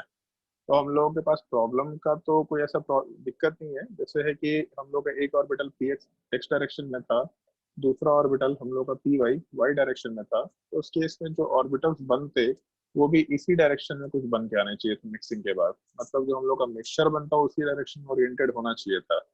तो इसमें थोड़ा काम खराब होगा हम लोग का, क्योंकि अगर ये तीनों मिक्स होते तो इस टाइप का अगर कुछ ओरिएंटेशन आता जो राइट साइड में डायग्राम बनाया, तब तो चलो ठीक है, दो डायरेक्शन इधर से हो गया। तो उसके अलावा एक एस ऑर्बिटल है और एक pz बच गया, तो ये दोनों मिल करके कोई दो डायरेक्शन बना सकते हैं मैक्सिमम। तो ये बहुत अच्छा ओरिएंटेशन निकल के नहीं आएगा, इसमें केवल 4 ही पॉसिबल डायरेक्शन निकल के आते हैं। तो इसीलिए इस ओरिएंटेशन को अच्छा नहीं कंसिडर करते हुए एक और पॉसिबिलिटी डिस्कस करते हैं हम लोग, कि जो एस वाला पार्ट है उसको p x and p y के साथ मिक्स कर दो। तो यहाँ से 3 ऑर्बिटल मिक्सिंग में गए, एस ऑर्बिटल का कोई डायरेक्शन नहीं है, वो रैंडम डायरेक्शन में एग्जिस्ट कर सकता है। तो उसके वजह से यहाँ से 3 ऑर्बिटल्स का फॉर्मेशन करते हैं जो कि एक दूसरे के 90 डिग्री सॉरी 120 डिग्री एंगल पे एग्जिस्ट करते हैं। और दूसरा ऐसा बोला भी जाता है कि जो pz ऑर्बिटल है और जो dz स्क्वायर है इनका ओरिएंटेशन बहुत ही प्रॉपर है। मतलब pz और dz एग्जैक्टली सेम ओरिएंटेशन में, px dx square Y square के जैसा नहीं था एग्जैक्टली, ना py dx square Y square के जैसा था। तो इसीलिए कंप्लीटली ओरिएंटेशन सिमिलर टाइप का ना होने की वजह से हम लोग यहाँ dx स्क्वायर वाई स्क्वायर वाले पार्ट का मिक्सिंग कंसिडर नहीं कर रहे थे। रेदर हम लोग ऐसा कंसिडर कर लिए कि s ऑर्बिटल वाला पार्ट px एंड py के साथ मिक्सिंग में गया, तो यहाँ से 3 ऑर्बिटल का फॉर्मेशन कराया जो कि एक्स वाई डायरेक्शन में है। तो जैसे एक चीज देखो, अभी जस्ट फॉर्मेशन किया था, देखिए sp2 कि s के साथ px और py मिक्सिंग में गया तो एक ट्रायंगुलर प्लेन का स्ट्रक्चर निकल के आएगा। तो एक्चुअल में शेप से भी हम लोग ओरिएंटेशन की बात कर रहे हैं कि ट्रायंगुलर प्लानर स्ट्रक्चर आया जो कि एक्स वाई डायरेक्शन में होना चाहिए। तो सेम चीज यहाँ पे है यहाँ से एक ट्रायंगुलर प्लानर स्ट्रक्चर होगा जिसको हम लोग इक्वेटोरियल बॉन्ड्स भी बोल रहे थे, जो कि एक्स वाई डायरेक्शन में होगा। उसके अलावा P Z and D z square ये दोनों जब मिक्स होंगे तो जेड डायरेक्शन के अलोंग ही दो ऑर्बिटल्स का फॉर्मेशन करेंगे, क्योंकि दो ऑर्बिटल्स हैं तो दो ऑर्बिटल का फॉर्मेशन करेंगे, तो दो ऑर्बिटल जेड डायरेक्शन के अलोंग आराम से बनाए जा सकते हैं। तो उसके बेसिस पे जब इन दोनों का कॉम्बिनेशन होगा तो एक तो ट्रायंगल बन गया एक्स वाई डायरेक्शन में और दूसरा वर्टिकली अपवर्ड और डाउनवर्ड डायरेक्शन में हम लोग एक्सियल बॉन्ड्स वाले पार्ट की बात कर सकते हैं। तो ये मिक्सिंग का थोड़ा ध्यान रखना है अपने को। जब sp3d हाइब्रिडाइजेशन होगा तो s के साथ px एंड py का मिक्सिंग होगा और pz प्रेफरेबली dz स्क्वायर के साथ मिक्स होगा, क्योंकि उनका ओरिएंटेशन ज्यादा प्रॉपर है, ज्यादा अच्छे तरीके से ओरिएंटेशन में आ सकते हैं।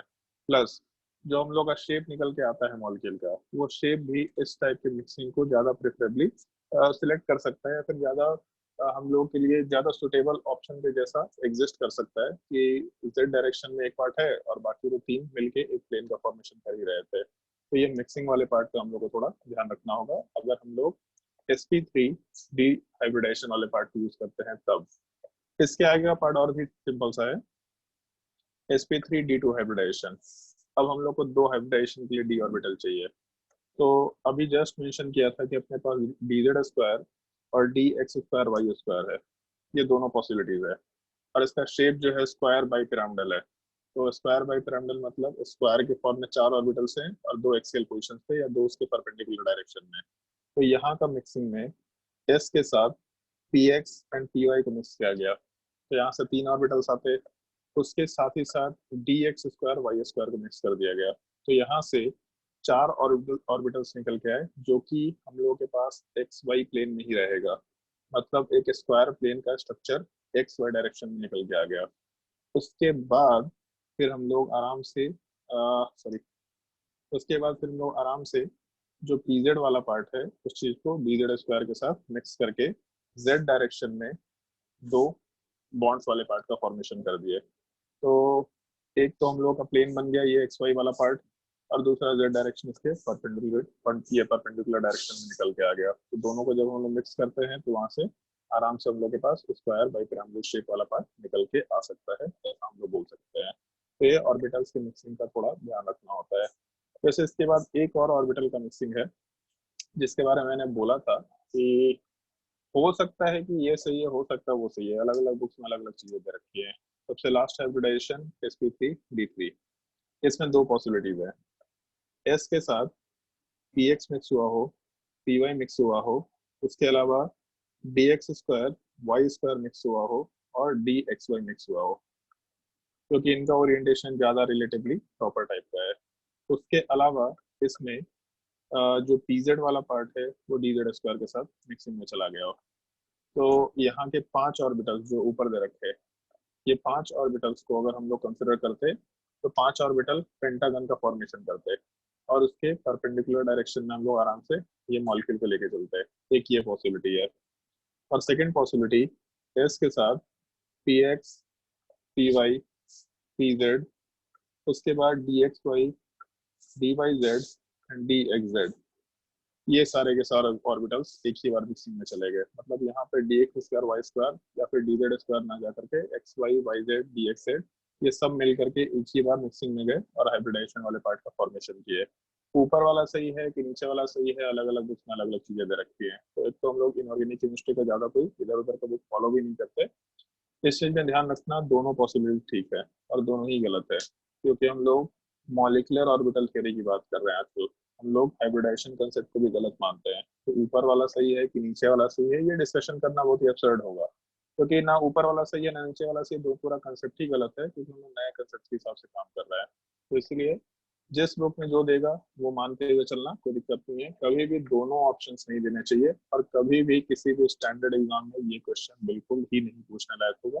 इस चीज का ध्यान रखना। अगर पूछेगा तो कुछ सवाल को हाइपोथेटिकल बना के पूछेगा, कुछ कंडीशन ऐड करके पूछना चाहिए, तब जाके ये सवाल आराम से कंसिडर किया जा सकता है। ठीक है सर सेकंड नंबर एक्सप्लेन कर दीजिए ना फिर से।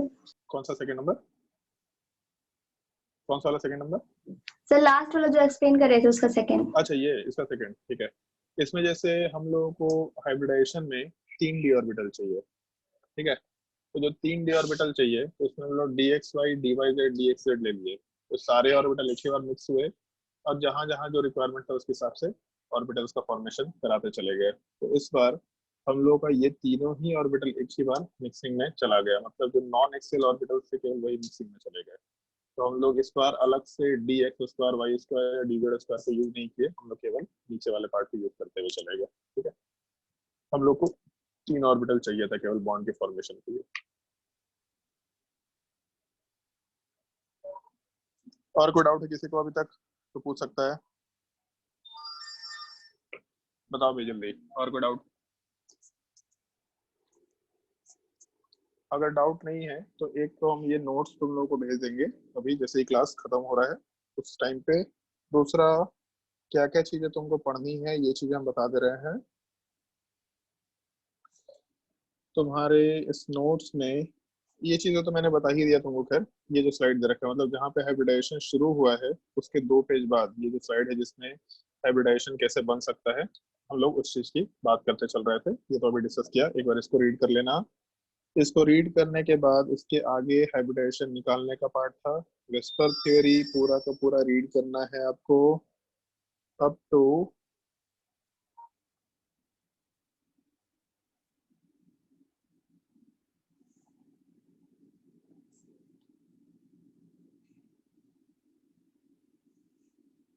हाँ ठीक है। ये जो नोट लिखवाया है मैंने यहाँ पे, इस नोट वाले पार्ट से पहले तक पढ़ना। मतलब विस्पर थ्योरी में जो नोट लिखवा रखा है इस नोट से पहले तक के पॉइंट से खुद से पढ़ सकते हैं। नोट वाले सारी चीजों को हम एक्सप्लेन करते चले जाएंगे। ठीक है, इसमें जैसे एक बेंड पेज नंबर, एक सेकंड, पेज नंबर 54, मतलब 54 में नोट लिखा है उसको नहीं पढ़ना है। ठीक है, उसके पहले तक सारा का सारा चीज पढ़ना है। और एक्चुअल में इसमें 82 ही पेजेस, 82 पेजेस का मतलब 30 पेज बाकी है। तो आपका केमिकल बॉन्डिंग एक्चुअल में मेरे हिसाब से 60% कंप्लीट हो चुका है। अब इसके बाद शेप वाला पार्ट जैसे ही हम लोग का कंप्लीट हो गया तो उसके बाद फिर इसी से रिलेटेड बहुत सारे टॉपिक्स छोटे छोटे आना शुरू हो जाते हैं कि बॉन्ड एंगल कैसे कंपेयर करते हैं, डाइपोल मोमेंट कैसे कंपेयर करते हैं, हाइड्रोजन बॉन्डिंग क्या होता है, आयनिक बॉन्ड क्या होता है, मॉलिक्यूलर ऑर्बिटल थ्योरी क्या होता है। तो इसके बाद छोटे छोटे टॉपिक्स आएंगे। आज तुम लोगों को काफी होमवर्क मिलेगा, उन क्वेश्चंस को ढंग से ट्राई करके देखना, क्योंकि अगले वीक का जो शेड्यूल हमको ध्यान है तो शेड्यूल में तुम्हारा केमिस्ट्री क्लास लगा हुआ भी थर्सडे को है। तो काफी दिन है तुम्हारे पास, वेडनेसडे तक का आराम से काफी सारे होमवर्क सॉल्व कर सकते हैं। तो ये पॉइंट्स को अगर पढ़ना हो तो पढ़ भी सकते हैं, बट मेरे हिसाब से मैथ्स और फिजिक्स से क्वेश्चन ट्राई करो, उसमें ज्यादा टाइम देने की कोशिश करो। केमिस्ट्री हम जो पढ़ाते चले जा रहे हैं इसी को करते चले जाना। और एक और इन्फॉर्मेशन है वैसे तुम्हारे लिए, तुम लोगों को हम एक डीपीपी देना शुरू करेंगे। वैसे डीपीपी तो का मतलब तो होता है डेली प्रैक्टिस प्रॉब्लम, जो हम लोग को कोटा वगैरह में मिलता है। जब हम कोटा में पढ़े थे तो वहाँ पे डीपीपी मतलब रोज मिलता था, जब भी क्लास होता था तो डीपीपी मिलता था। तो तुम लोगों का रोज तो डीपीपी नहीं मिलेगा, बट उसको हम लोग वर्कशीट के नाम से देते चले जाएंगे। और शुरू से जो भी टॉपिक्स होते चले जा रहे हैं उन सारे टॉपिक्स की डीपीपी, क्योंकि काफी सारे हो चुके, तो हर एक में 5 question 6 question 7 question miscellaneous type के होंगे, तो उनको हम देते चले जाएंगे। क्योंकि मेरे पास मतलब मेरा जो डीपीपी था जो हम रेजिमेंट से पढ़े थे उसका टाइपिंग ऑलमोस्ट हो चुका है पूरा का पूरा, उसमें कहीं कोई एरर वगैरह नहीं है और वो चीज़ मेरे पास वापस आ गया था।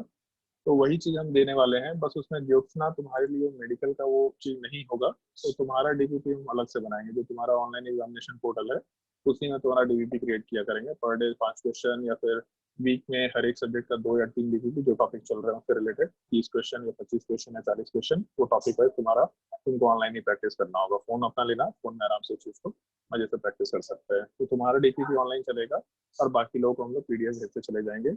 शुरू के जो टॉपिक्स हो चुके हैं तुम्हारे टेलीग्राम वाले ग्रुप में होगा।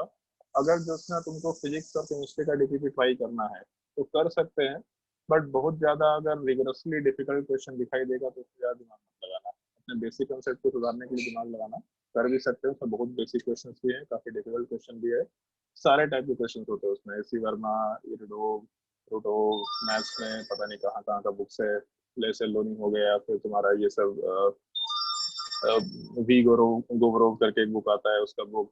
केमिस्ट्री में भी जितने बुक्स है काफी अच्छे अच्छे क्वेश्चन का कलेक्शन है उसमें।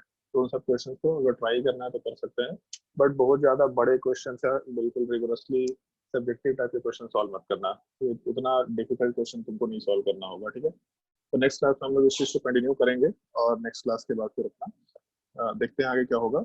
और उसके अलावा तुम्हारे बुकलेट का आज होमवर्क होगा बहुत सारा, तो हम लोग बुकलेट के होमवर्क पे आते हैं। अभी तुम लोग को असाइनमेंट में मिल जाएगा केमिस्ट्री का, तो ध्यान रखना उसमें असाइनमेंट जो देंगे उसमें तुम्हारे लिए कोई होमवर्क नहीं होगा, बाय डिफॉल्ट वो तुम्हारा होमवर्क होगा, तो तुमको खुद से ही करते चले जाना है।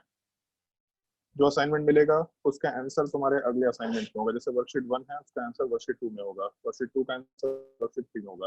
तो पर डे तुमको असाइनमेंट मिलते जाएगा, तुम लोग सॉल्व करते जाना ताकि पता चलते जाए कि हम जितना क्वेश्चन बना रहे हैं उसमें एक्यूरेसी क्या है। तो ज्यादा आसानी से, ज्यादा सिंपल तरीके से क्वेश्चन बनाना सीखेंगे। अब एक चीज बताओ, एक्सरसाइज 1 में क्या क्या क्वेश्चन होमवर्क दे रखा है तुम लोगों को मैंने? ये बुकलेट 1 के एक्सरसाइज 1 में सब्जेक्टिव में क्या क्या क्वेश्चन दे रखा है? शायद 4 नंबर दे रखा था जहां तक हम पढ़े हमें ना। क्वेश्चन नंबर 4, 5, 6, 7, 8, 9,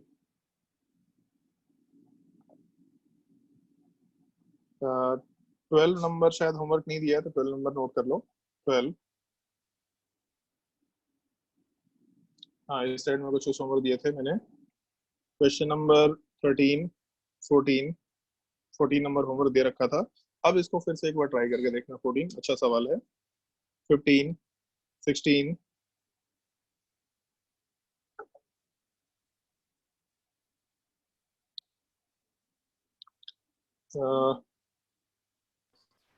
19, टिक करें सब पढ़ना है। क्या बोल रहे हो आदित्य? टिक करके उसको पढ़ना है।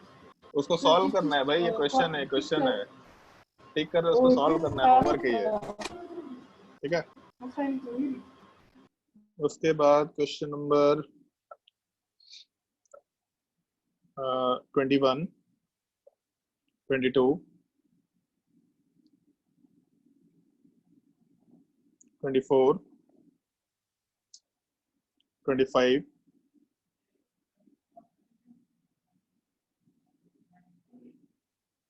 27,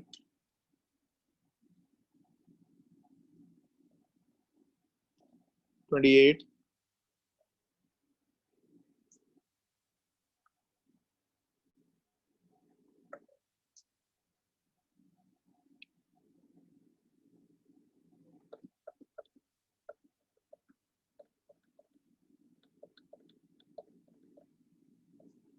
क्वेश्चन नंबर 33 का पहला पार्ट, दूसरा पार्ट, केवल first and second part try करना 33 का।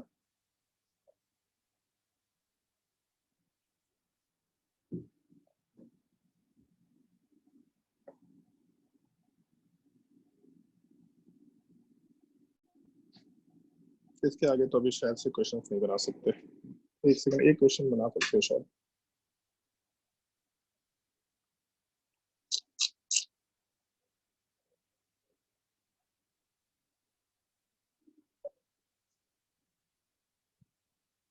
अभी नहीं बनाएंगे तो ज्यादा बेटर है मेरे हिसाब से वैसे।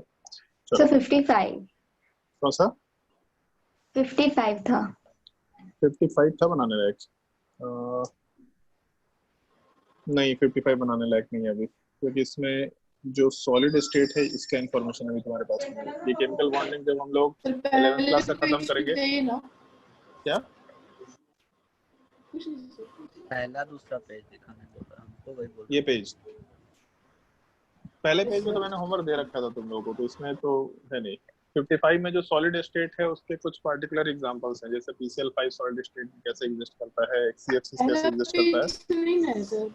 पहला पेज से होमवर्क दे रखा है ऑलरेडी, उसमें कुछ बचा नहीं है। दिए थे ना पहला पेज 12 नंबर देख लेते हैं एक सेकंड। दिए थे। हाँ क्वेश्चन नंबर 12 है। तो सॉलिड स्टेट वाला पार्ट सबसे लास्ट में आएगा, मतलब केमिकल बॉन्डिंग का भी पार्ट 1 चल रहा है, जो हम लोग बेसिक यूज कर रहे हैं ताकि आगे के टॉपिक्स पढ़ पाए। फिर उसके बाद इसका पार्ट 2 शुरू होगा। पार्ट 2 में फिर हम लोग कुछ छोटे छोटे पार्ट्स, मतलब छोटे छोटे टॉपिक्स, सॉलिबिलिटी, थर्मल स्टेबिलिटी, ये सारे के सारे टॉपिक्स एक करके डिस्कस करते जाएंगे। तो उसके बाद फिर सारे के सारे क्वेश्चन बना पाएंगे। केमिकल बॉन्डिंग काफी बड़ा टॉपिक है, मतलब पूरा इनऑर्गेनिक केमिस्ट्री एक तरीके से केमिकल बॉन्डिंग ही है, बाकी चीजें फिर याद करने वाली होंगी। है नोट कर लिया आदित्य? चलो ठीक है। आदित्य की हालत खराब हो रही है, इतना होमवर्क मिल रहा है। केमिकल बॉन्डिंग पार्ट 2 कहाँ है भाई? हाँ इसमें तो और ज्यादा होमवर्क मिलेगा केमिकल बॉन्डिंग पार्ट 2 में, क्योंकि हाइब्रिडाइजेशन हम लोगों ने डिस्कस कर ही लिया है। तो क्वेश्चन नंबर 22 तो हम लोग होमवर्क दे चुके थे। फिर उसके बाद इधर भी शायद ऐसा होमवर्क दे दिया था ना तुम लोगों को, 24, 25, 26, 27 दे रखा था शायद से, 29, 20, सॉरी 30, 31, 32, 33 ये सब क्वेश्चन होमवर्क दे दिए थे। और हाइब्रिडाइजेशन का भी शायद से क्वेश्चन होमवर्क दे दिया था तुम लोगों को, जहाँ तक हमको ध्यान है। हाँ, इसमें कुछ पार्ट अभी नहीं करना है तुम लोगों को। तो क्वेश्चन नंबर 35 ट्राई करना। 35 शायद होमवर्क नहीं दिया था। 36 दे दिया था, 37 दे दिया था, 38 दे दिया था, 39 दे दिया था। उसके बाद 40 दे दिया, 40 ट्राई कर लेना, 41,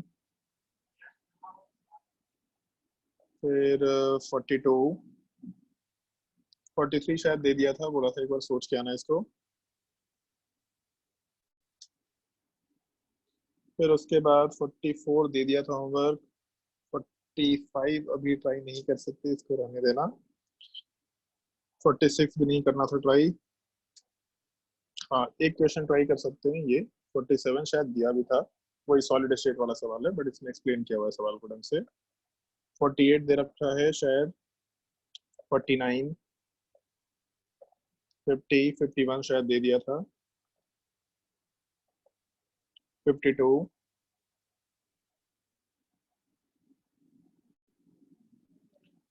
ये दोनों सवाल भी दे रखे थे शायद से तुम लोगों को। 53, 54, 54 को भी आगे हम लोग फिर से एक्सप्लेन करेंगे, नेक्स्ट लेक्चर में एक्चुअल में एक्सप्लेन करेंगे। उसके बाद 56, 57, 58, 59,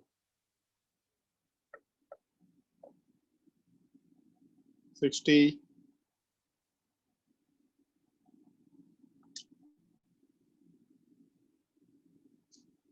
उसके बाद 61, 62, 63, 64, 65, 66, 67, 67 अच्छा सवाल है, सोच के देखना, मतलब काफी अच्छा सवाल है, अगर सॉल्व कर पाए तो बहुत अच्छी चीज है। 68, 69, 69 में एक टर्म दे रखा, एनालॉगस, इसका मतलब क्या होता है? 69 में जो टर्म एनालॉगस, इसका मतलब डिसिमिलर डिसिमिलर या सिमिलर? सर, होमोलॉगस होगा ना सिमिलर। होमोलॉग्स तो अलग सिमिलर चीज होगा, होता है, होमोलॉग्स अलग चीज होता है। एनालॉगस फॉलोइंग मतलब द होता है ना सेम एनालॉगी, प्रॉपर्टीज। एनालॉजी जो हम लोग वर्ड यूज सर करते हैं, रीजनिंग में सिमिलरिटी होता वाला, है सिमिलर सिमिलर, ठीक है। 69, उसके सब बाद बायोलॉजी लगा दिए इसमें। अच्छा, होमोलॉग्स वाला पार्ट तो ऑर्गेनिक केमिस्ट्री का पार्ट, वो अलग चीज होता है। 70, 71, 72, उसके बाद क्वेश्चन नंबर 73। इधर देख के मालूम पड़ रहा होगा अगला टॉपिक MOT है, मॉलिक्यूलर ऑर्बिटल थ्योरी। बट अभी हम लोग का 1-2 लेक्चर सर, अभी और चलेगा। हाँ बोलो, होगा, कौन सा? इसका मतलब सिमिलर होगा। हाँ हाँ, तो सिमिलर हो गई एनालॉगस मतलब। फिर MOT से पहले 1-2 लेक्चर्स हम लोग को और डिस्कस करना होगा, फिर MOT का हम लोग डिस्कशन शुरू करेंगे आराम से। फिर डाइपोल मोमेंट, हाँ ठीक है, उसके बाद फिर छोटे छोटे टॉपिक चलेंगे आराम से। तो नेक्स्ट क्लास ध्यान रखना, तुम्हारा क्लास काफी आगे है, तो सारे क्वेश्चंस पहले ही ट्राई कर लेना। और शायद तुम्हारा संडे को टेस्ट भी है, ढंग से तैयारी करके टेस्ट देना, क्योंकि फिजिक्स का टेस्ट है और ज्योत्सना का केमिस्ट्री का टेस्ट है। अनूप, तुमको भी टेस्ट देना है क्या? हाँ सर, दे देंगे। उसमें फिजिक्स में तुम्हारा क्या क्या टॉपिक आ रहा है, कुछ आइडिया है तुमको? फिजिक्स में पूरा काइनेमेटिक्स आ रहा है, काइनेमेटिक्स, डिफरेंशिएशन, इंटीग्रेशन आ रहा है। तो अगर देना होगा तो दे सकते हैं, कोई दिक्कत नहीं है, ठीक है तुम्हारा। लेकिन अगर तुमको टेस्ट देना होगा तो तुम्हारा आईडी हम लोग को जनरेट करना होगा। चलो ठीक है, हम आईडी जनरेट कर लेंगे, तुमसे अलग से बात कर लेंगे उसके रिगार्डिंग, ठीक है। चलो ठीक है, ओके, मीटिंग एंड करते हैं हम आज के लिए, नहीं क्लास। चलो भाई, गुड नाइट। Good night.